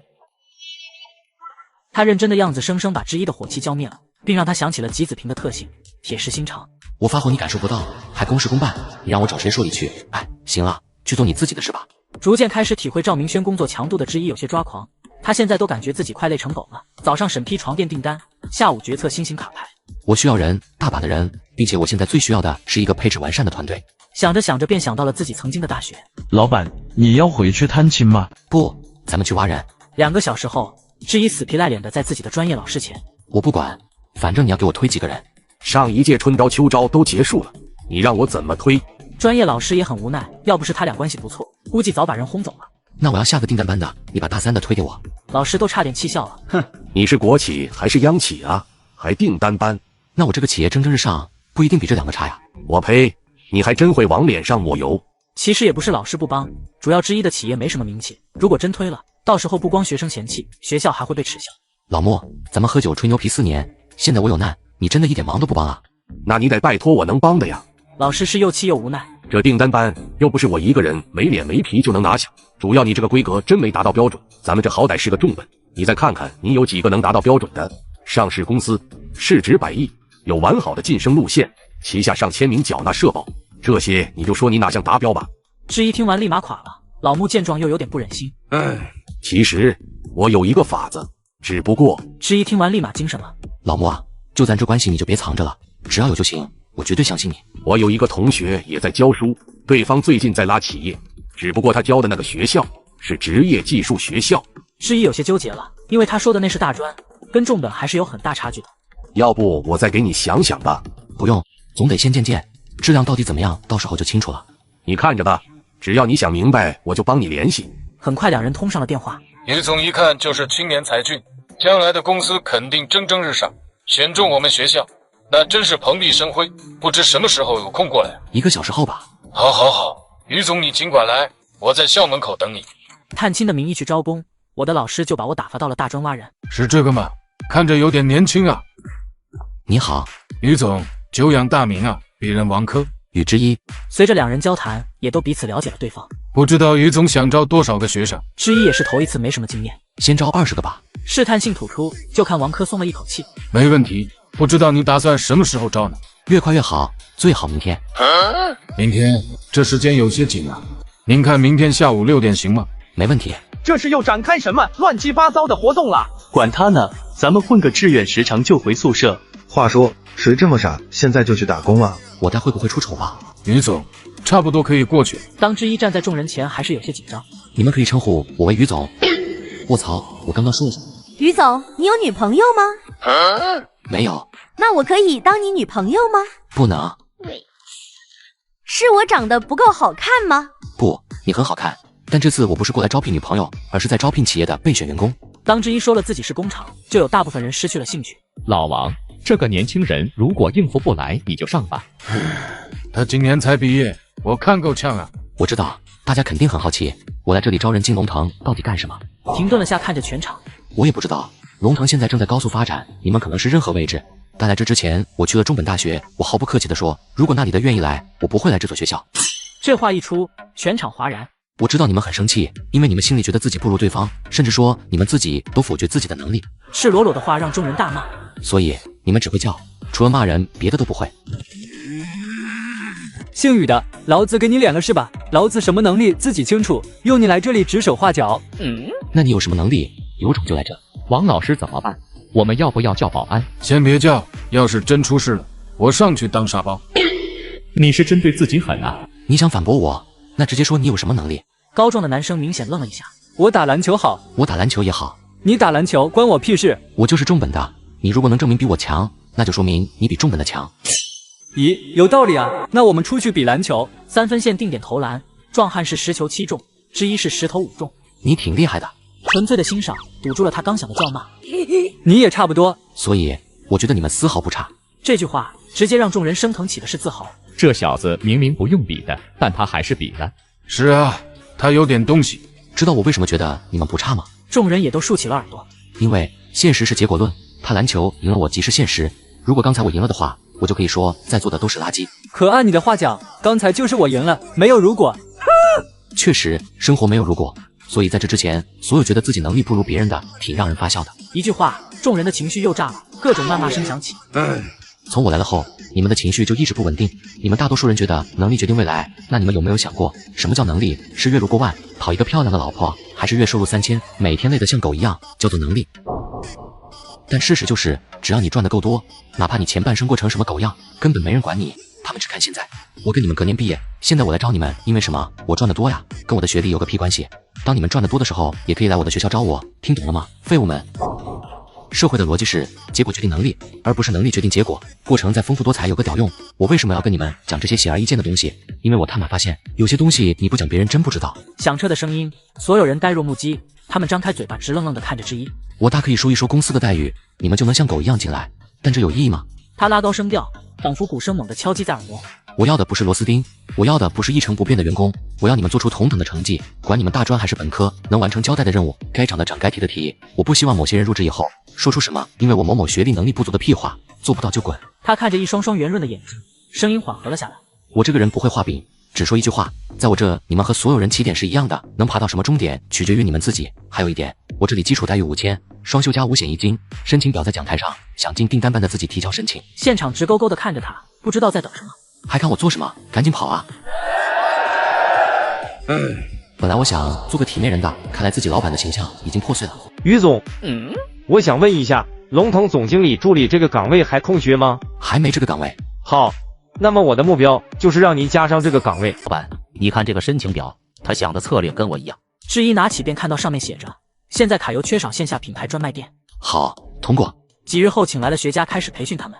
自我介绍一下，我叫夏鹏云，经济学家，以后负责教你们经济学。你们可以都自带一支录音笔，课上我只讲一遍，不会给你们重复。作为小有名气的经济学家，请他过来的价格是1节课3000。既然都没有问题，那我就……于总，志一进来直接找了个位置坐了下来。我没迟到吧？没有。对于自己的金主，夏鹏云态度还是非常好的。那就开始吧。说完，志一拿起笔准备开始记重点，而他背后的备选员工，谁都没有想到老总也会过来听课。这下也没人敢说悄悄话了。当第2节课，黄渤汉一来就看到了志一。老板，你这不给我接了个麻烦吗？人生第一次当老师，教的学生还包括自己的老板。你怎么喜欢怎么来。那我就随便讲讲了。说完便看向了众人。你们可以叫我黄老师，或者说黄师傅。这节课我讲的是怎么利用信息差。信息差的根本就是行业壁垒所造成的视角不同，出发点不同。日复一日，一直到2个月后，目前线上的店铺这个月能达到100万销售额，各项数据都在上涨，粘性和返购率都不错。将军杀的游戏我已经交给外包，目前正在制作，预计还有2个月上线。说到这，他停顿了一下。老板，你养了2个月的员工还不放出来吗？2个月的高额聘请费和外出参观打点费，让吉子平都忍不住心生嫉妒。你对他们也太好了，好吗？他们能给我带来的价值可不止如此。当面带青涩的大学生第一次坐在会议室时，我有点紧张。你们说把我们叫过来是干啥的？不会要实操了吧？在小声的对话中，吉子平走了进来，扫过众人。顶单生本想露出一个笑容，最后发现实在没有心情。你们就顶着这份态度过来开会？所有人身体僵硬，有些不知所措地看着他。你开会戴着帽子，以为这是家呀？男人迅速将帽子摘下，惊魂失措。你装不会画别画，画得像个鬼一样，减分。还有你，穿得像个样子。此时会议室静得可怕，除了吉子平以外，所有人都感受到难以言喻的压迫感。先自我介绍一下，吉子平目前负责卡游项目，也就是说，将来工作不变动的话，我是你们的上司。凉飕飕的话让所有学生苦了脸。被分到这人底下干活，我感觉以后的日子不好过。哼，别丧着一张脸，我不是瞎子。众人微笑，心中默默竖起中指。老板对你们的期望很大，我也是，也不是谁刚来上班就倒欠10几万，希望你们值得这笔投资。场面话说完，直接进入主题。目前卡游计划在周边5个城市各投放1家专营店，你们20个人，以4个人为一组展开的实操，以及初次顶杠。犀利的目光一一扫过众人。我可以直接说，这次表现决定你们之后的顶资，是拿着打底的工资，还是比别人多1倍的钱，这取决于你们。现在你们有什么想问的？很快有人举手。那个吉经理，我们是去这些店里当服务员吗？吉子平差点笑了。你觉得你们身上投资了这么多钱，请专业的人叫你们，是为了让你们去当服务员？当然，也不是不可以。如果什么都不行，那确实也只能当服务员。问了一句就被嘲讽的男同学面色涨红。你也没说清楚。不清楚？行，这5家店地址已经被选好，除了简单的装修以外，什么都没有。也就是说，你们过去是为了开拓市场。你可以把自己当成服务员，也可以把自己当成店长，无所谓。我要的只有业绩，3个月的时间内，哪组的业绩出色，就是有用的人。没有遮遮掩掩的话语，让这群丝毫没有入过社会的人直接扛起了重任。杜西忍不住的举起手。吉经理，你确定让我们这些毫无经验的人出去经营？有了第1步，才有第2步、第3步。除了基本的货物供给，每组会有10万的营销资金。还有人有问题吗？人员是您来分配，还是我们自己选择？你们自己决定。那公司有指示吗？我们需要按照公司的指示经营，还是？目前没有。如果钱不够花怎么办？那就去当服务员。如何支配这笔资金本就是一个考核点，用最少的资金创造最大的效果，这才是吉子平追求的极致。1个月后看到每家的销量数据才放下心，比预期的要好，看来这10几万也没白投入。这天之一收到了一张崭新的邀请函，邀请我参加商业宣讲会。看着上面的信息，犹豫了一下，就打算先联系一下对面。喂，我是宇之一，你们那边给我派发了一个邀请函，只是过去做事吧，听大佬讲话。好，没问题，要是有用到我的地方提前讲。难道我也是个成功企业家了？心中暗爽，就想着要不要收拾一下自己。之一翻出镜子欣赏一下自己，很完美。几天后来到地点楼下，从现在开始我要昂首挺胸，毕竟我代表的可是自家公司的脸面。在自我催眠中，就看到一个人走了出来。卧槽，蒋良俊。蒋良俊，一张经常出现在经济杂志上的脸，创立了华国最大的空调品牌格美。蒋总好。之一声音发颤的拿出自己的名片。我叫宇之一，龙腾的老总。龙腾没听过啊。面对这种搭讪，蒋良俊轻车熟路。你好。之一激动的握手。姓名蒋良俊，年龄46，星级5星，特性自制力、精细主义、随机应变，技能管理9级，空调原理8级，营销5级，研发4级。之一喉结蠕动了下，仿佛看到花姑娘似的，眼神流露着一种渴望。大哥，5星，真香啊！蒋良俊笑容有些僵硬，这握手是不是太久了？试探性的扯动了一下手，纹丝不动。于总，之一很快惊醒过来，连忙放手。抱歉，蒋总，我看你实在亲切，就像我的长辈似的，一不小心握久了点。没事，你也是来参加宣讲会的吧？进去大厅左走电梯上去3层就是。我有些东西落下了，去拿一下。需要帮忙吗？之一热切地看着他，文件而已，不用的。等他走出10余步后，心中忍不住感慨：这小伙子还挺热情的，年纪轻轻就开公司了，倒是比我以前有出息。就是不知道做的什么行业。而此时的之一也来到了现场。你好啊，小伙子。你好。很快两人交谈了起来。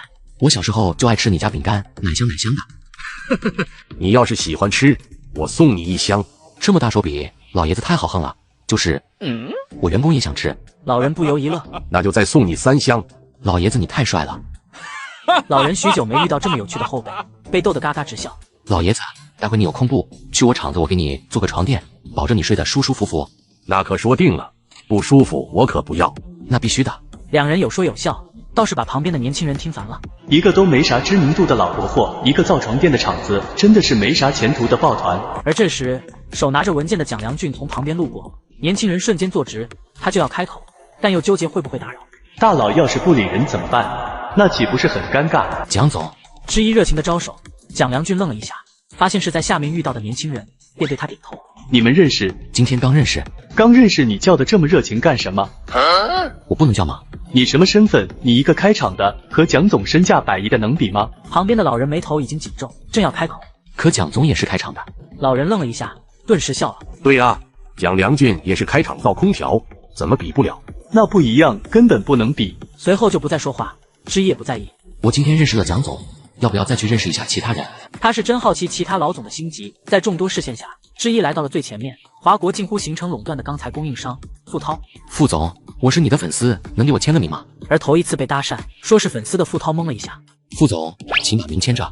之一小心地把笔记本和笔递给他，只见对方犹豫了一下，就乖乖在笔记本上留下了名字。那我们合影一下。傅涛则是琢磨着写都写了，再拍一个也无所谓。茄子，一张合影永远留在了手机相册。就在傅涛拍完想聊些什么的时候，刚才还说是自己粉丝的年轻人转身就到了隔壁。我是你的粉丝，可以给我签个名吗？女老板沉默了一下。你是我粉丝，你确定？对，我是你粉丝，请给我签个名。一边说一边把笔记本往前推，最后还是留下了姓名。随着下一个目标沉默了一下。你知道我叫什么吗？不知道。那你是我的粉丝。我知道了，我就可以试了。之一气都不喘，让身边的人心里直说不要脸。这人无语后也不再多说什么，老老实实签名，就这样一个个都配合，也没人相信他是谁的粉丝了。等他坐回自己的位置，年轻人愣愣地看着他。你是真敢做啊？做了才知道结果。年轻人沉默，也多了一丝敬佩。裴志专，启明科技。宇之一，龙堂。放下了成见，年轻人的话也多了。你这个人还挺怪的，不过胆子还是挺大。就是这一圈合照下来，不知道留给大佬的印象是好是坏。无所谓，我对他们的印象是很好的，每一位可都是极致5星啊！如果这些人能当我的员工，还怕系统升不了级？虽然心动，但之一也知道不太可行。人家家大业大，个个不差钱不差名，凭什么跟自己干？我好馋啊！此时的企业家也在商讨这个给他们留下深刻印象的年轻人。做事钝了些，不过懂得给自己争取，我还是挺看好的。积极有什么用？我倒是不喜欢功利性强的，而且打着幌子过来，太混了。有人喜欢，自然有人讨厌。不过他们确实是记住了之一这个人。此时的主持人也来到了台上，欢迎各位行业领先者来到这场别开生面的探讨宣讲会，在这我们将畅所欲言。随着进行，之一旁边的老人一阵叹息，我真是老了。当到老人上台的时候，好苏食品有限公司自成立以来已经有37年了。老人语气有些沧桑。我27岁创业，到如今也有63岁了。可以说这家公司贯穿了他的人生，凝聚了他所有的期望与奋斗。从踌躇满志到沉稳如旧，再到感慨回首，市场翻新的太快，他已经跟不上时代了。10年前，你能在任何一个地方找到好苏饼干，但如今你只能在批发处看到它。或许我真的老了，和他一样，快撑不下去了。我想以1000万的价格卖掉好苏食品有限公司49%的股份。一语出，全场惊。要知道这个价格堪称廉价。我只有一个要求，买下股票的公司不能以股东名义开除掉好苏食品有限公司的老员工。老人目光坚定，而且要正常支付对方退休后的退休金。这话一出，风投公司原先火热的大脑瞬间冷静下来。我能问一下好苏现在的员工规模，还有今年销售额以及生产量吗？好苏现在有186名员工，大多年龄在40到50区间。这没干几年就开始白吃退休金了，这太亏了。男人眉毛紧皱，他沉思片刻。如果对方要走呢？员工自愿离岗。老人听到自愿，胡子差点气颤。你那能叫自愿？无论是哪家公司买了49%的股票，都不可强制降薪，还有逼退。那抱歉，我认为好苏不值得投资。我方愿意出3000万购买51%的股份份额。看似只差了2%的股票，但在权限上却是天翻地覆。老人并没有说话，只是摇头拒绝。据我所知，好苏食品有限公司今年的年报并不理想，仅2个季度亏损了120万，而且去年的年报财政也是负数。如果没有这份投资，好苏食品撑不过明年。犀利的话让老人的面色苍白。好苏从来没有对不起消费者，每一块饼干都是真材实料，卖不出去，管你是不是真材实料，你们不过是跟不上时代潮流，注定被淘汰的一拨人。这年头，良心的企业早就死光了。华国每天注册的新公司有上百家，但注销的公司有上千家。如果没有这笔投资，说不准我很快就能看到这家公司注销的信息。冰冷冷的话，全场一片寂静，言语太过直白，赤裸裸的让人心寒。我想问一下，不是风投能投资吗？单纯甚至显得有些可笑的问话，旁边的年轻人愣了一下。你干什么？赶紧把手放下！之一忽视掉耳边的话，再次强调：有哪位好心人能教一下我？可以，如果你有钱的话。好，那我出1000。企业资金不予投资，系统从来不予投资，它的概念中只有100%空。之一深吸口气，我出1000万买你的货。这话一出，全场巨惊，不是投资而是买货。台上的老人更是懵了。如果好苏食品这种企业都没有存活的价值，那说明这市场已经烂到彻底。消费者到底追求着什么样的企业，不是由任何人定义。响亮的声音回荡着全场。好苏食品这样的企业一直是被人敬佩，也更值得被消费者喜爱。龙腾作为新兴企业，尚且缺少一点历史底蕴，我方愿意用这1000万与好苏食品进行长达10年的战略合盟，不知道苏老愿不愿意？尊重的语调是在场没有人给予老者的，此刻却让他忍不住眼眶发红。如果龙腾愿意，好苏食品即日奉陪。他停顿了一下，再次高声：只是1000万的货，恐怕生产不及。好苏愿意接下来1年无条件供货，同时盛邀龙腾参与经营。这寥寥几个字的意思却像是重锤。这个权限一开，相当于给予51%的股份，不过期限只有1年，而被人在面前摘了果子的风投公司不乐意了。你想清楚，他一个年轻人哪来的1000万买你的货？我也给你个面子700万。你要是连1000万都没有，还是早点闭嘴。服装店砍价都嫌你小气。你教育之一是吧？懂不懂这行的规矩？而且你一家今年创立的公司有1000万，还是说你爸妈给你擦屁股？轻佻的话语直接暗示对方是不知天高地厚的富二代，之一也丝毫不惯着他。你们公司难道赚不到这么多钱吗？看来你作为负责人，投资的本事也是不行啊。当着众人被质疑能力，这谁能忍？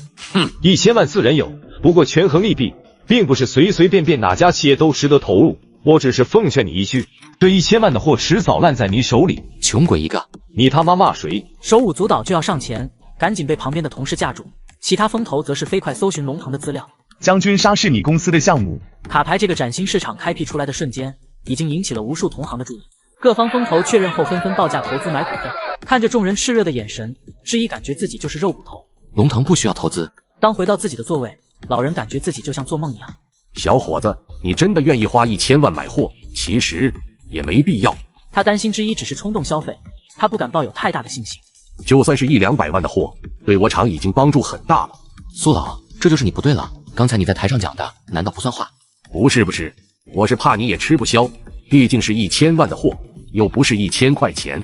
他们厂1年的订单量也不过几百万，还是在行情好的时候。老人沉默，郑重地站了起来，朝着之一深深地鞠了一个躬。别，小伙子，这里我必须拜，我在这谢过你，谢过龙腾。如果不是你好苏食品，怕是明年就活不下去了。说完又是一拜，这次不是为公司，是为员工。他不敢想象，如果他倒了，好苏倒了，他那186位员工会怎么样？我代表好苏众多员工谢谢您。浑厚的声音是压抑不住的感激。之一释然一笑，起来吧，等下我们一起去我那，咱们签合同。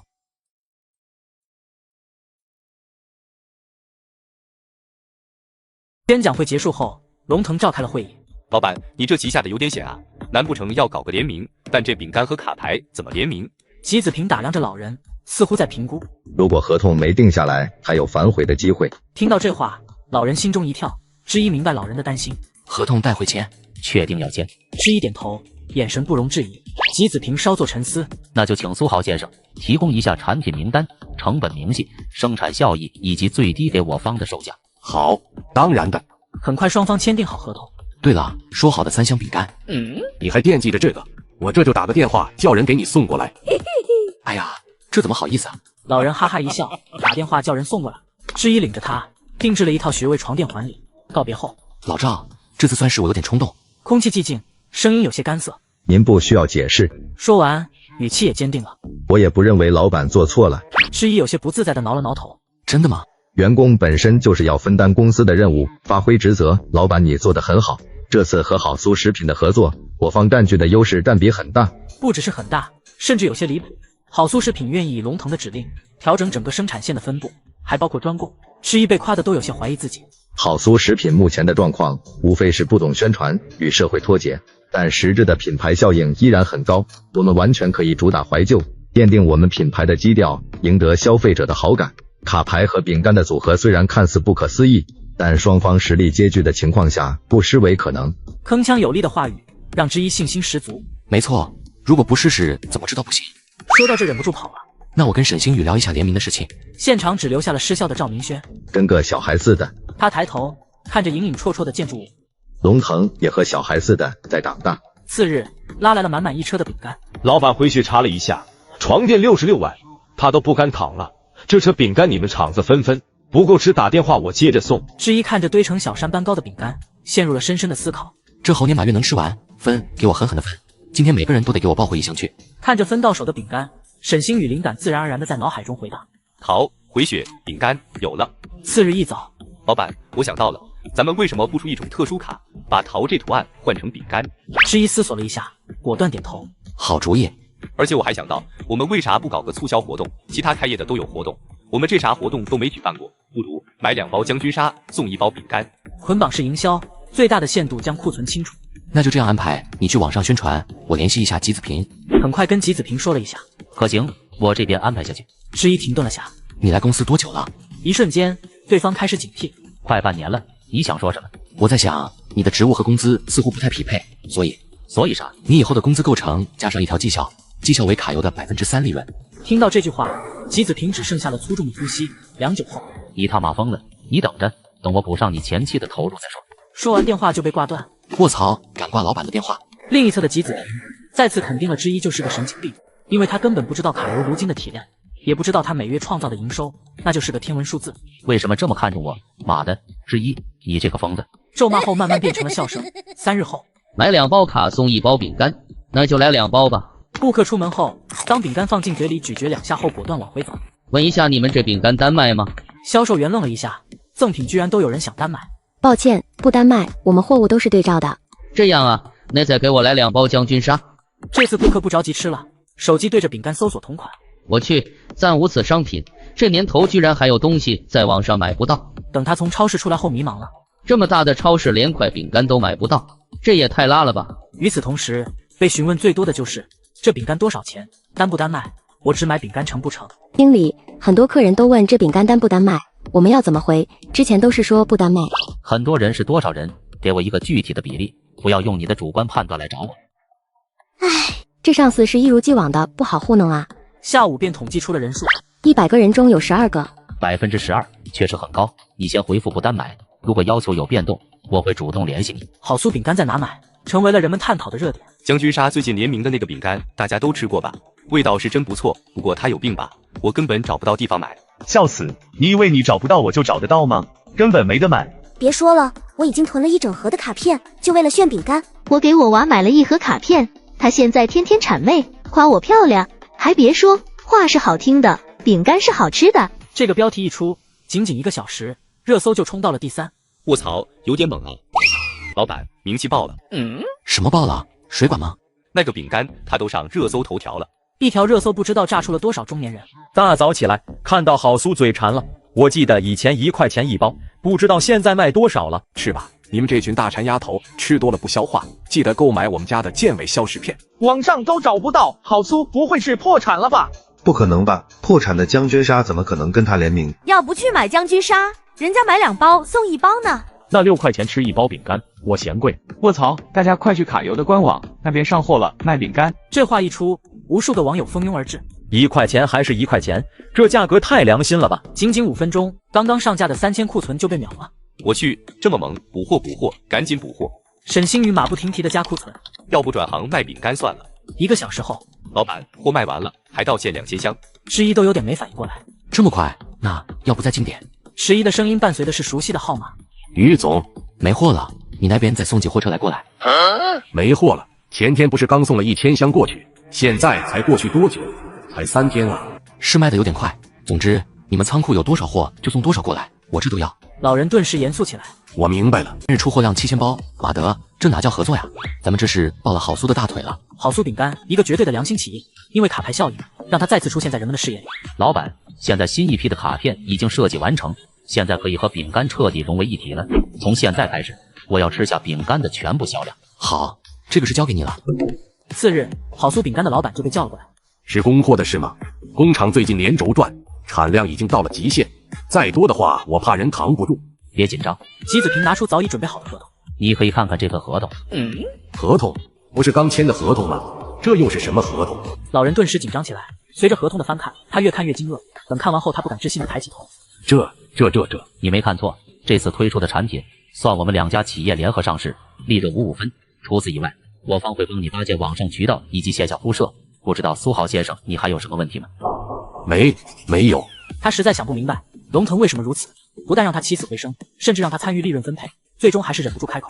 我能问为什么吗？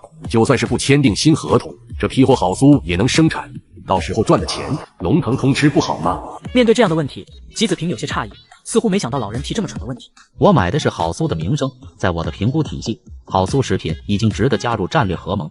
龙腾想要的不是一个提供1000万货的下线，而是一个值得利益共进的伙伴。冷淡的声音传递出来的是直白的讥讽。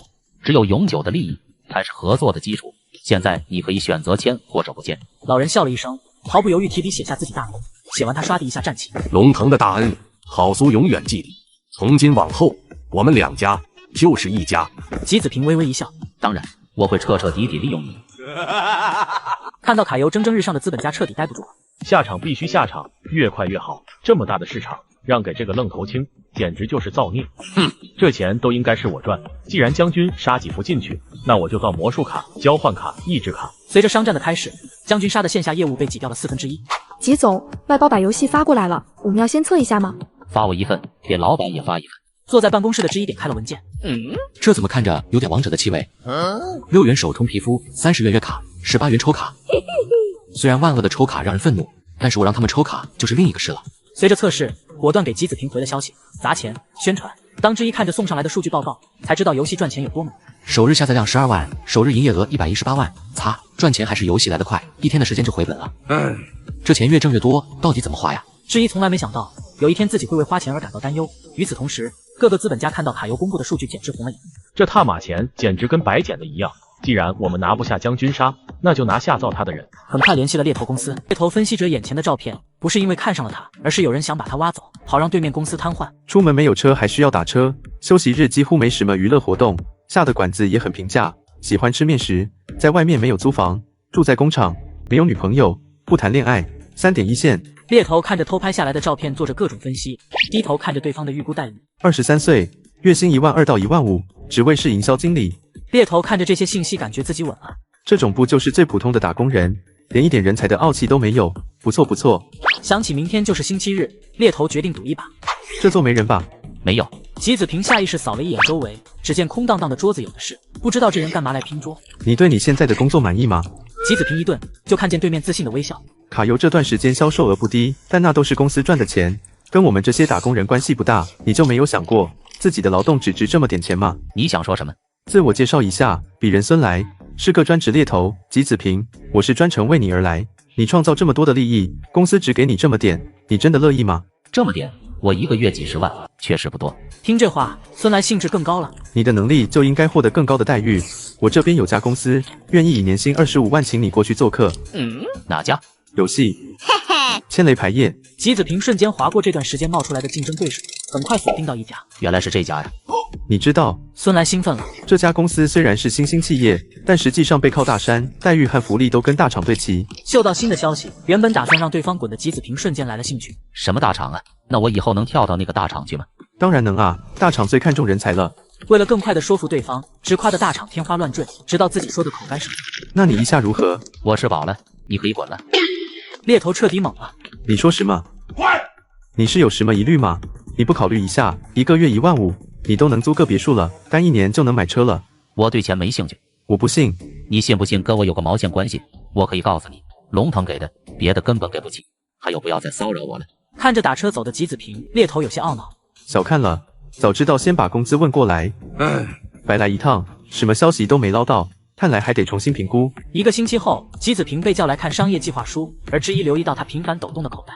有人打你电话，不管一下吗？吉子平直接伸手挂断了电话。如果是工作上面的事，接也没啥。不是工作，不是工作，那就是私事。顿时八卦兴起。你女朋友？吉子平嘴角一抽。我哪里来的女朋友？是挖我的。哦，挖你的呀？擦，挖你的，谁想挖你？之一顿时精神了。大意了，老子的独苗可不能有闪失。吉子平看着对方紧绷的身体，嘴角下意识上扬。没事，我挖不走。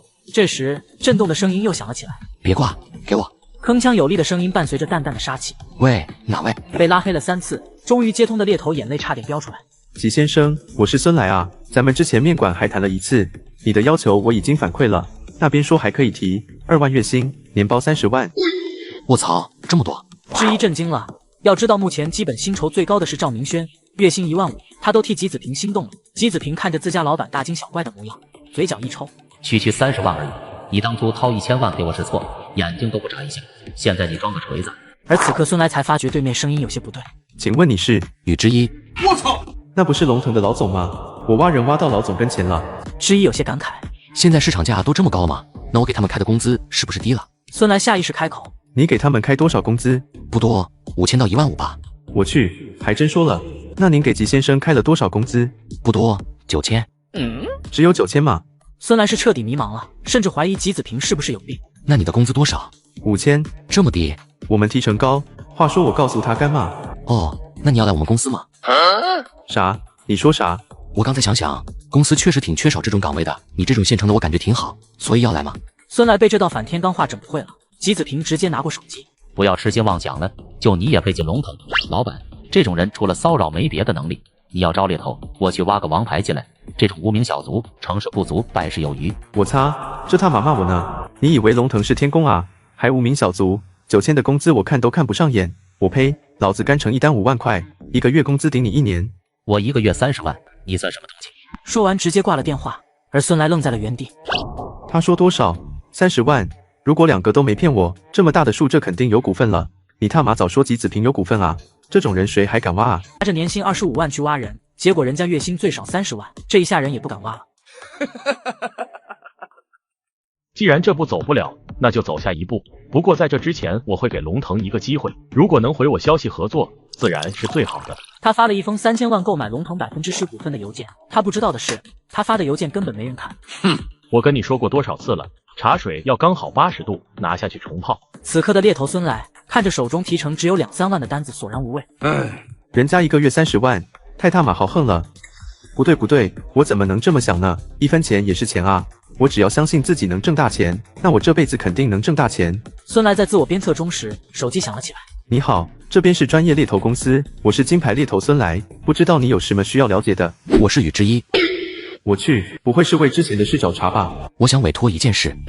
什么事？我想知道之前是哪几家公司想挖吉子平。我们有行规，不能透露甲方信息。如果你的问题是这个，恕我不能回答。之一沉默了下，想到了什么。那我换一个问题，如果我想挖那几家公司的人，有问题吗？没问题，当然没问题。行规是行规，生意是生意，这两者当然不能混为一谈。不知道你想要什么样的人才？我想要他们的顶梁柱。孙来感觉到一股寒意，但心中却升腾起一股刺激感。这就是商战吗？您要多少？全部。那金额可能会有些庞大，毕竟这种职能的人，工资没一个低的。于总，你能出什么价？你很有自信啊。干我们这行的，只要有钱，什么人挖不过来。毕竟你现在的名声可是财神爷啊，我甘愿为财神爷献犬马之劳。我给你的价是1人5万。年薪5万，是不是有点低了？是给你的提成。那您对他们的薪资待遇范围呢？我不了解市场价，所以这需要你把关。那您大致的预算是多少？市场价最高涨幅50%。不愧是财神爷，开口就是涨幅50%。于总尽管放心，我保证把人整整齐齐的送到您那。我还有个问题，您问。你真没跳槽的打算吗？孙来嘴角一抽，怎么又来这出？到底你是猎头还是我是猎头？抱歉，于总，我对目前的工作还是很满意的。那你同事有准备跳槽的吗？没有的。公司少了一个 HR， 感觉你们这行挺合适的。那可不一样，猎头跟 HR 可差远了，一个压工资，一个涨工资。而接下来的几天，孙来约着不同的人却画着相同的饼，但就在这天，他收到了一条群里的消息：各个资本家联名任务，挖走龙腾的基层，让他不能运转。有意思，看着这是要商战了。考虑到之一是他的财神爷，便隐晦的提醒于总，现在每家人员变动都很大，你有点心。怎么又有人来了？于总明白就好。看着挂断电话就沉默的之一，赵明轩有些担心。老板，怎么了？我在想，如果员工想走怎么办？不会，没有人想走的。赵明轩知道，没有人能找到比龙腾更好的企业。老赵，你觉得你现在的身价应该是多少？突如其来的提问让赵明轩心惊胆战。我觉得有点对不起你。是谁在你跟前讲了什么吗？没有，没人说你。其实我是一直不知道市场价，但我想一想，以你的能力，市场价应该挺高的。赵明轩终于听明白了。老板，不是这么回事，哪有什么市场啊？别人怎么想的我不管，我觉得你该涨薪了。所以你绕一圈的目的是给我涨薪？老板，工资不能这么开。没事，我是老板。赵明轩一时之间不知道该说什么了，感觉太随便了。而之一也想到了应对挖人的办法。员工想离开，无非是钱不够。老板，没人想离开。之一就当听不见，很快把人召集了起来。明天或后天会有人挖你们，可能工资更高，你们怎么应对？老板，我们绝对不走。您放心，我们对厂子忠心耿耿。不对，你们要答应。一瞬间，所有人都懵了。我想派一批人去当间谍，派出去的间谍额外有1万的间谍费。这话一出，所有人都亢奋起来了。我先问你们一个简单的问题，如果对方问你待遇怎么样，你们怎么答？我就说我穷困潦倒，家有老母下有幼儿，特别缺钱，无良公司取我狗命。看着都积极的回答，之一很是满意。记住，卖惨可以，但不能太假。在到来前，你们要统一好口径，并且可以适当透露一下情报。假情报吗？哟呵，反应很快嘛，是个人才。你叫什么名？于总，我叫袁军。好，涨1000工资。随着员工被挖走了1/3的时候，门口增加了一位保安，巡逻森严起来。哼，挖走这么多人才反应过来，倒闭也不冤枉。高薪挖走我的员工，却不知道他们都是我派出的间谍，并且每天讨论让公司获利。我今天把公司的发财树给浇死了。我跟你们讲，我大骂了一顿保洁阿姨，你们猜怎么了？结果保洁阿姨给公司涨了8000的房租。兄弟们，我看上总裁的女儿了，有什么好的套路，在线能挺急的。袁军，别玩手机了，刚刚领导让咱们加班呢。加班。而此时的部门经理看着他近期的各种事迹一阵头疼，但上边要求还不能辞退。去给这个搅屎棍放假，放1周，不放半个月。刚说完，搅屎棍就出现了。经理，我做了一件好事。什么事？我看员工这段时间太辛苦了，天天加班，所以我给他们放假了。你给他们放假了？对，我想起您昨天开会上说的要劳逸结合，我知道你心里头肯定是心疼员工的，所以我就跟他们说，咱们经理心疼大家伙，所以今天不用上班了。我他妈是让他们别闲着，给我麻利干活。您是这个意思吗？经理气的就要去把人叫回来，结果脚的大拇指直接撞到了桌角。经理，你早说啊！原来你喜欢玩这个游戏。说完一把撞了过去，翻倒在地的经理瞳孔充斥着绝望，心里的杀意飙到了极点。观看精彩的影片需要一台好的设备，转上的2手手机就很划算。我这苹果14支花了2800，比新款便宜了2000多。最近又在他家买了个平板，性价比也挺高的，大屏幕看剧可爽了。关键是转官方验的数码产品都经过多轮检测，跟新机一样支持1年质保，买2手上转就对了。而各个资本家发现龙腾的货出的越来越少了，可以了，就这一次直接把他击垮。随着鼠标的轻点声，直接在龙腾下了10万的订单，笃定了龙腾供不起货。老板，平台一下出现了10万的订单，看来这是开始了。那咱们要发货吗？目前的库存没有这么多，不急，先拖2天。平台3天不发货，对方就可以强制投诉，当信誉分扣到一定程度就会被封号。而资本家看着迟迟发不出货的龙腾，已经迫不及待了。等吧，到时候直接砍他一条手臂。当最后一天卡着点举报的时候，发现商家已发货。不对，这怎么可能？3天的时间，他怎么可能产出10万单？他已经测算过了现在龙腾的生产力，根本不足以生产这么多。而此时的沈星宇也很好奇，老板，咱们3天的生产量加上库存还差3万呢，怎么发的货？那3万靠的是员工。另一侧，查，给我狠狠的查，他哪来的供货？很快有人查到了发货地址，老板，这地址不对啊。什么不对？发货地是我们工厂啊。工厂内，七哥，没事的，印错而已嘛，我帮你把这批货解决掉。我有个亲戚干分销商的。袁军，你能不能说明白？你真的是给我们公司干活？袁军在这上班对老板，下班蛊惑员工跳槽，他都已经怀疑上了。哎呀，被你发现了。不是，你压根装都不装了。七哥，话都讲明白了，你这草跳不跳？难道你还没受够被剥削？剥削？去哪不是被剥削？去龙腾。龙腾他就很好吗？龙腾遵从一切劳动法，你觉得够吗？男人苦笑了一下。好，那就继续生产。而另一侧的之一和沈星宇闲聊着。你说这10万包砸在手里，他卖不卖？说这10万包砸在手里，他卖不卖？我觉得他不卖，让他们公司卖我们的货不太可能。我觉得他会卖，货只有卖出去才会变成钱。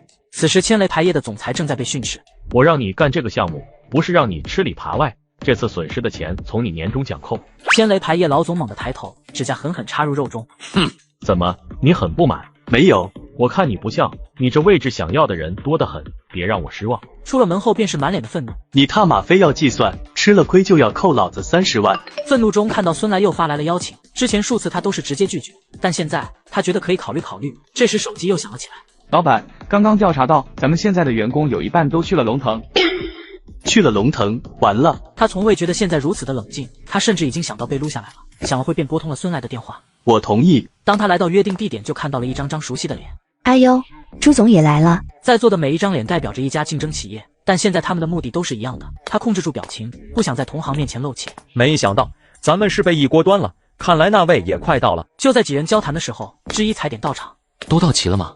众人沉默，他们也不清楚哪些人要到场，但只知道时间已经到了。如果这个点不来，那就没必要来了。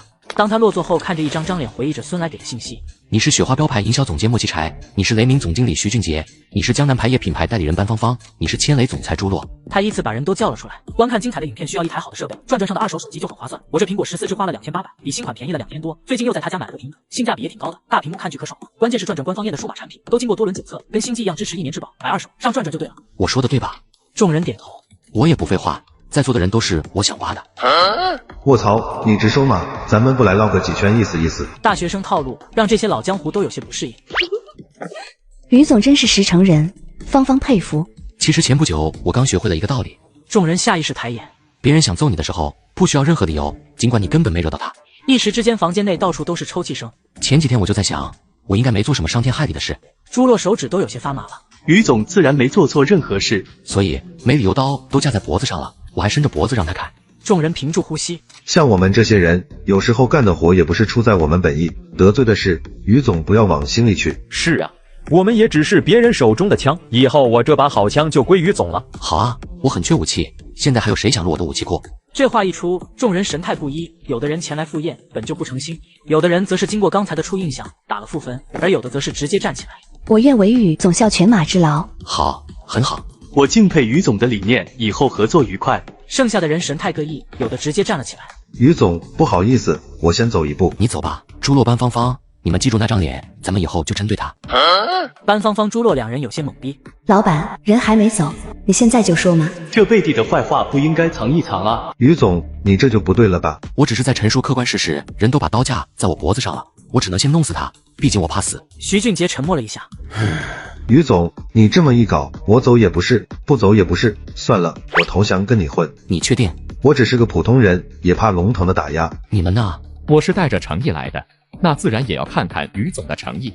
于总还没开价，我怎么敢随随便便的答应？你不说，我都差点忘了。说完，拿出了2堆合同。这是孙来向你们承诺的待遇，如果没问题的话，你们会编入卡油的管理岗。这份合同呢，有点特殊，工资待遇可能比这边高，也可能比这边低。众人不明白什么意思。由于考虑到在座的都是项目的负责人，也就是说能独当一面，所以这份合同是单独带一个项目，也就是说每人每个项目500万，自己负责项目的运营。我不插手你们的卡牌设计和宣传，收益达标的继续干，收益不达标就暂停项目编入管理岗。众人呼吸都有些粗重了。如果开展项目，手底下的人呢？你们自己寻找，你们能使用的只有卡油这个品牌。那工资呢？孙来跟你们谈好的价格是市场价，目前为止我这边最高的员工薪酬是2万，其次凭干的活和你们差不多。如果你们选择签订这份合同，我也会开9000。于总，你没开玩笑，即总工资才9000？是的。一时之间，他们拿着2万工资的人，瞬间感觉不香了。于总，我能看看合同吗？当他看完合同，瞳孔一缩，毫不犹豫签下了自己的大名。其他人见状纷纷要了合同。9000工资加绩效3%项目利润。操，宇之一你什么玩意？你直说啊！既然你们决定好了，那就准备组织自己的班底吧，而我只看结果。朱若回到公司就招来了手下的人。你们都跟了我几年了，现在我也不说废话，我打算出去了。出去？朱总你要创业吗？我要跳到龙腾去。这话一出，所有人都张大嘴巴。我打算把你们也带过去。众人面面相觑。如果愿意的，就到我身后来；想继续留在这的，那就回到工位上。而随着一部分人走，最终剩下了8人。现在你们每个人都去准备好辞职信，趁我在的时候我来审批。直到3天后，众资本家才发现大批的实干人员离职了。这个刚毕业的大学生茫然又欣喜，因为他一入职就成了总监。嘿嘿，我就说嘛，我绝对会有一番作为。老板，现在所有空缺的岗位都已经用新人顶替了，只不过有些问题。什么问题？卡牌重影，广告侮辱女性，定价混乱，并且调查到所有离职的人员都去了龙腾。说完这句话的助理大气都不敢喘。龙腾，你各种难听的骂声响了一遍，感觉还不解气。给我上官博去骂，告诉大家，龙腾就会用下三滥的手段。当之一看到暴涨了5万粉的官博，才不紧不慢地发了一条：诽谤，这都是诽谤，大家不要轻信。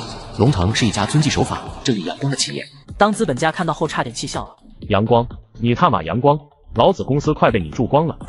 去买通稿，把龙腾干的好事昭告天下。至于那几个吃里扒外的，给我放话出去，哪家企业敢要，就是跟我们南京作对。是，老板。还有，把千雷注销掉。千雷就是他旗下生产卡牌的公司，可惜他这次投资失败了，连中高层员工都被挖走了。宇之一，我记住你了。老板，我们又涨了30万粉，不过都是过来骂我们的。之一有些头疼，因为现在属于精神攻击了。怎么感觉赢了商战，输了名声？这样，沈星宇你发一条，就说回旋镖扎在自己身上，知道疼了吧？并且把当时挖咱们员工的证据拿出来。这年头，钱才是王道。你也年纪不小了，过几年就要退休，就没想过给自己再挣些养老钱？孩子要结婚了吧？娶媳妇了吗？孙子上学了吗？钱够吗？一句句灵魂质问，不光员工动容，听到的网友们也破防了。好，龙腾居然这么早就布局了。老子做的不地道，也不见得他有多高尚。呵呵，比不上于总手段高超。老板，您之前挖来单独带项目的那几个，有几个项目已经上线了，其中班小姐授权了超神宝贝的制作权。之一很惊讶，作为爆款动画片是很难谈下来的。他说他来龙腾是因为看中他的将来，他是带着诚意上门的。那就跟他说我很满意他的选择。仅1个月，众卡牌企业再也忍不住了。龙腾我，你敢防我？莫奇柴，你等着，给别人加档口。在一片骂声中，各资本家通通注销，退出市场。而这日，龙腾迎来了市场监管局亲自上门。于总，咱们上次见是几个月前了，龙腾应该没有什么违规吧？没有，这趟单程过来拜访。拜访？你看我信吗？真没事，无非就是龙腾最近的形势太好了，并且听说龙腾在排挤其他营业者进入市场。没有的是，龙腾才是受害者。商业竞争的事我管不到，我在意的是龙腾有没有独一家的意识。华国最忌垄断企业，甚至有专门的反垄断法。张主任，你尽管放心，只要别人不对我出手，我绝对不对他出手。龙腾也从未想过和谁竞争，并且我也欢迎任何卡牌企业来赚钱。希望于总记住这话，要不然法律不会留情。张主任，你难道不信我的人品？张主任深深看了眼之一。于总知道就好。卧槽，你还真不信？好，我立马发公告，告诉大家怎么做卡牌。而各大资本家看到龙腾欢迎各位做卡牌的公告，一头问号。他发什么癫？呵呵，以退为进，36级学得好啊！这样昭告天下，谁敢来我就针对谁。现在的年轻人越来越不简单了。龙腾肯定是故意的，你们瞧瞧他之前布的局，把各个资本家耍了个遍，现在还耀武扬威，就是想告诉大家他不是好惹的。对呀，这个钱我告诉你好赚，但你敢不敢赚？看着公告被解读出来了上百个阴谋论，沈星宇更加佩服之一了。怪不得老板要发这个，原来还有这种作用。他的公司每月入账1800万，但却非常忧愁。钱弄多了，要怎么花出去啊？丁宁的工资已发放，金额62万，余额184万。创业9个月的之一，终于成了100万富翁，刚好能付个首付了。手机上看着依旧在上涨的房价，之一默默放下了手机。马德，迟早把房价打下来。老板，你知道吗？最近网上对龙腾的风评越来越差了。之一表情复杂，卡牌市场的敏感性他自然清楚。你说我们是一家什么样的企业？知名企业？不对，是良心企业。但是就算我们用最好的原料，也依然挨骂。为什么？因为赚小孩的钱不地道，他们自己没教育好，来骂我们，又不是我们逼着他们买的。所谓取之于民，用之于民。从现在开始，卡优每年拿出10%的利润，用来扶持贫困山区的孩子教育。今天就发公告。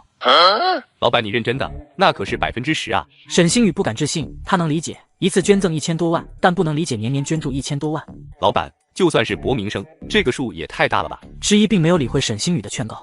这个扶持计划就叫启明星计划。这条公告一出，网上各种评论都有。就在几个小时后，邮箱里多了一条消息：老板，有人投了，我看看。如果你是真的，请来这，我恳求一间能遮风避雨的教室。明天出发。你不会要亲自去吧？网上这么多人说我是作秀，我为什么不去秀一把？我还要现场直播，让他们看看龙腾到底有没有底气。卧槽，那这杯我也要装，我也去。次日，当他们下了车，只能徒步的时候，沈星宇后悔了。再走16公里就到了。16公里不是16千米吗？你是不是把脑子吐出来了？这两个有什么区别？没区别，都要我命。沈星宇就差表演个现场昏厥了，旁边跟随的张怡看不下去了。你平时多练练吧。宇哥就算了，张怡，你怎么回事？你还是女人吗？我不是，难道你是啊？当他们到达地点的时候，便看到一个女人向他们挥手。沈星宇疲乏的身躯一颤。到了，终于到了。你好，我是雨之一。女人带着些许紧张和激动，下意识伸手擦过衣服，郑重的回我：十分感谢于总亲自来，叫我曾燕就好。你知道我的职务？曾燕面色红润，带着些许不好意思。收到回信后，我就把龙腾最近的新闻看了一遍。他担心空欢喜一场，但好在不是作假。老总都来了，是不是说明修建教室这计划可行？终于不用让学生风吹雨打了。想到这，他忍不住鞠躬，非常感谢龙腾能来这一趟。随着介绍，这个村只剩下了一些老人和留守儿童。曾小姐，咱们先去看看你说要修缮的教室怎么样？你们等等我啊，我脚痛，扶我一下。下次这种热闹你就别凑了。是我的错吗？这边水泥路都不修一条。很快他们来到了地方，就是这了。三人头顶全是问号。哪呢？这就是教室。如果老师不说，三人还以为是废弃建筑呢。之一深吸一口气，这比他想象中要严峻。最近的小学有多远？而这里的孩子每天要走20公里去上学。20公里，妈呀，那不是光走路就要走6-7个小时。孩子们平时除了学习，还要忙家里活，所以大多数是不愿意去上的。那没有政策说在附近建个学校吗？曾燕沉默了一下，学生太少了。之一没有接话，只是静静打量着周围。20公里的话，应该不止你这个村里的孩子没书读吧？附近还有2个村，有3个学生来我这读书，至于其他的我也不清楚。你在这当老师？曾燕点头回应。有编吗？曾燕沉默了一下，摇了摇头，又点了点头。什么意思啊？我是自愿教书，没有专业的编制，但我是村里的村支书。你是3支1扶？我服务期已经过了，是自愿留下的。同为女生的张怡忍不住了。那你这路不好走啊，如果有钱还好说，没钱不就自掏腰包了？曾燕回答得很从容。本来就是我欠下的。交谈中才知道，曾燕是这个村第一个出去的大学生，也是每家每户凑出来的费用，而她毕业后毫不犹豫地选择了回来。我知道外面的世界有多好，所以才想要更多山里的人出去。曾燕说到这的时候，眼中满是憧憬。我想让他们知道少年宫，知道天安门，知道国旗，知道那些司空见惯的东西。之一深深吸了一口气。我现在不太想修教室了。曾燕的心猛跳了一下。我想建一所这方圆20公里内的小学。曾燕缓缓睁大了眼睛。等他们长大后，自己去看少年宫，这样才不算白来。曾燕眼眶微红，好像在低语着什么。而张怡默默地掏出了拍摄装备，调试后终于连上了信号。直播间内各种弹幕飘过。各位尊敬的大爷们好，现在是龙腾贫困山区教育扶持现场，我后面是龙腾的老总于总，他正为大家亲身演示干活。快看，他捡起了一片瓦片，他要干什么呢？看，他又放了回去。观众们无语了。好吧，刚才只是一场小玩笑，让我严肃起来。尊贵的女士们、先生们，自我司发布扶持公告以来，投来的信件寥寥无几。当接到第一份邮件时，于总就哀叹不已。经过考察后，他决定建立一所崭新的小学。随着介绍，直播间观众的看法发生了一些改变，但也有一些人认为是作秀，而关注量也在明显飙升。当镜头对准曾燕的时候，她明显有些紧张。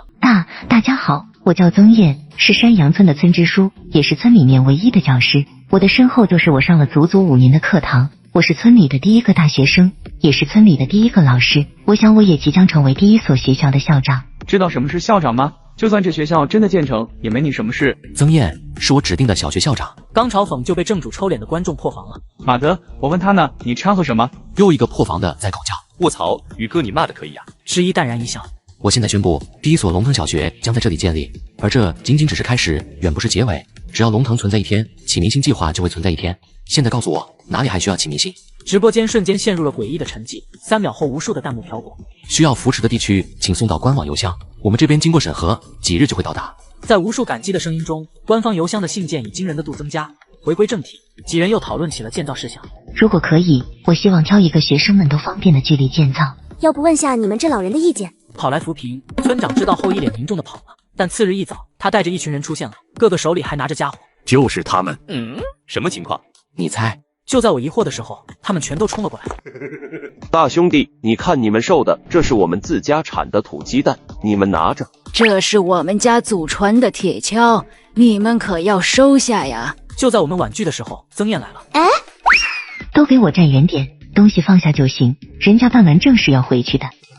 要不咱们先一起吃个饭？不用，咱们先把正事干完，你们定地方吧，我们下山把材料和施工队定下来。对于过度热情的村民，我还是有一些不自在。你们现在就要下山吗？二虎，把你的摩托车拿出来，送后生们下山。到了山下办完事，我就打算走了。主播能不能等将来小学建好的时候再回来一趟？我想看看学生们在小学上学的样子。可以满足。哎，你满足啥？我是摄影师，大不了我一个人过来拍几张照片。你确定以你的体格行？那肯定的，看我的肌肉。说完便展示起了自己肌肉。哎呀，怎么卡住了？原来是没话费了，月末该充话费了。我在抖音商城充值中心刚领了4元话费券，真的太香了，充值到账快，方便，来给大家送福利了，超简单，点商城，进入充值中心，或直接点评论区领取最高4元话费券，记得点评论区抓紧领券，手慢无。这细胳膊细腿的，纯细狗啊！我怎么可能是细狗？你们可别攻击我，要不然我举报你们网暴。细狗。沈星宇猛地扭头看着背刺自己的老板，质疑的眼神仿佛在说：“我就骂了，你拿我怎么样？”我要举报你们网暴我，侮辱我的人格。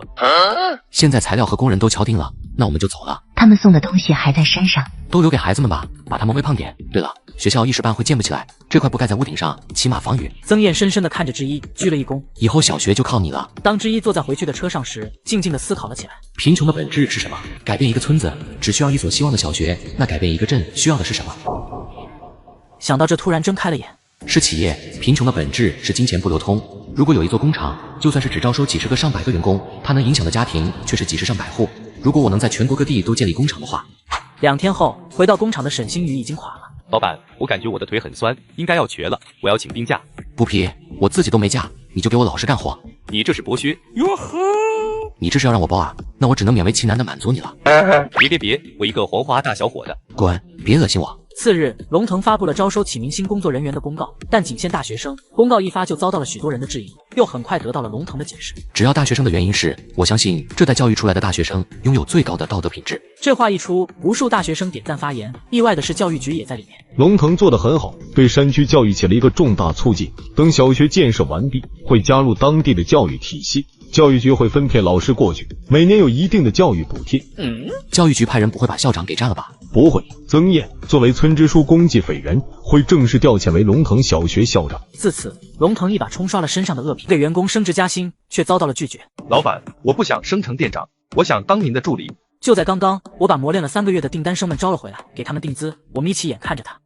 姓名：杜西，年龄22，星级1星，特性：审时度势，技能：运营4级，观察4级。审时度势，你能轻易地发掘一些别人注意不到的细节，用来预想接下来的情景。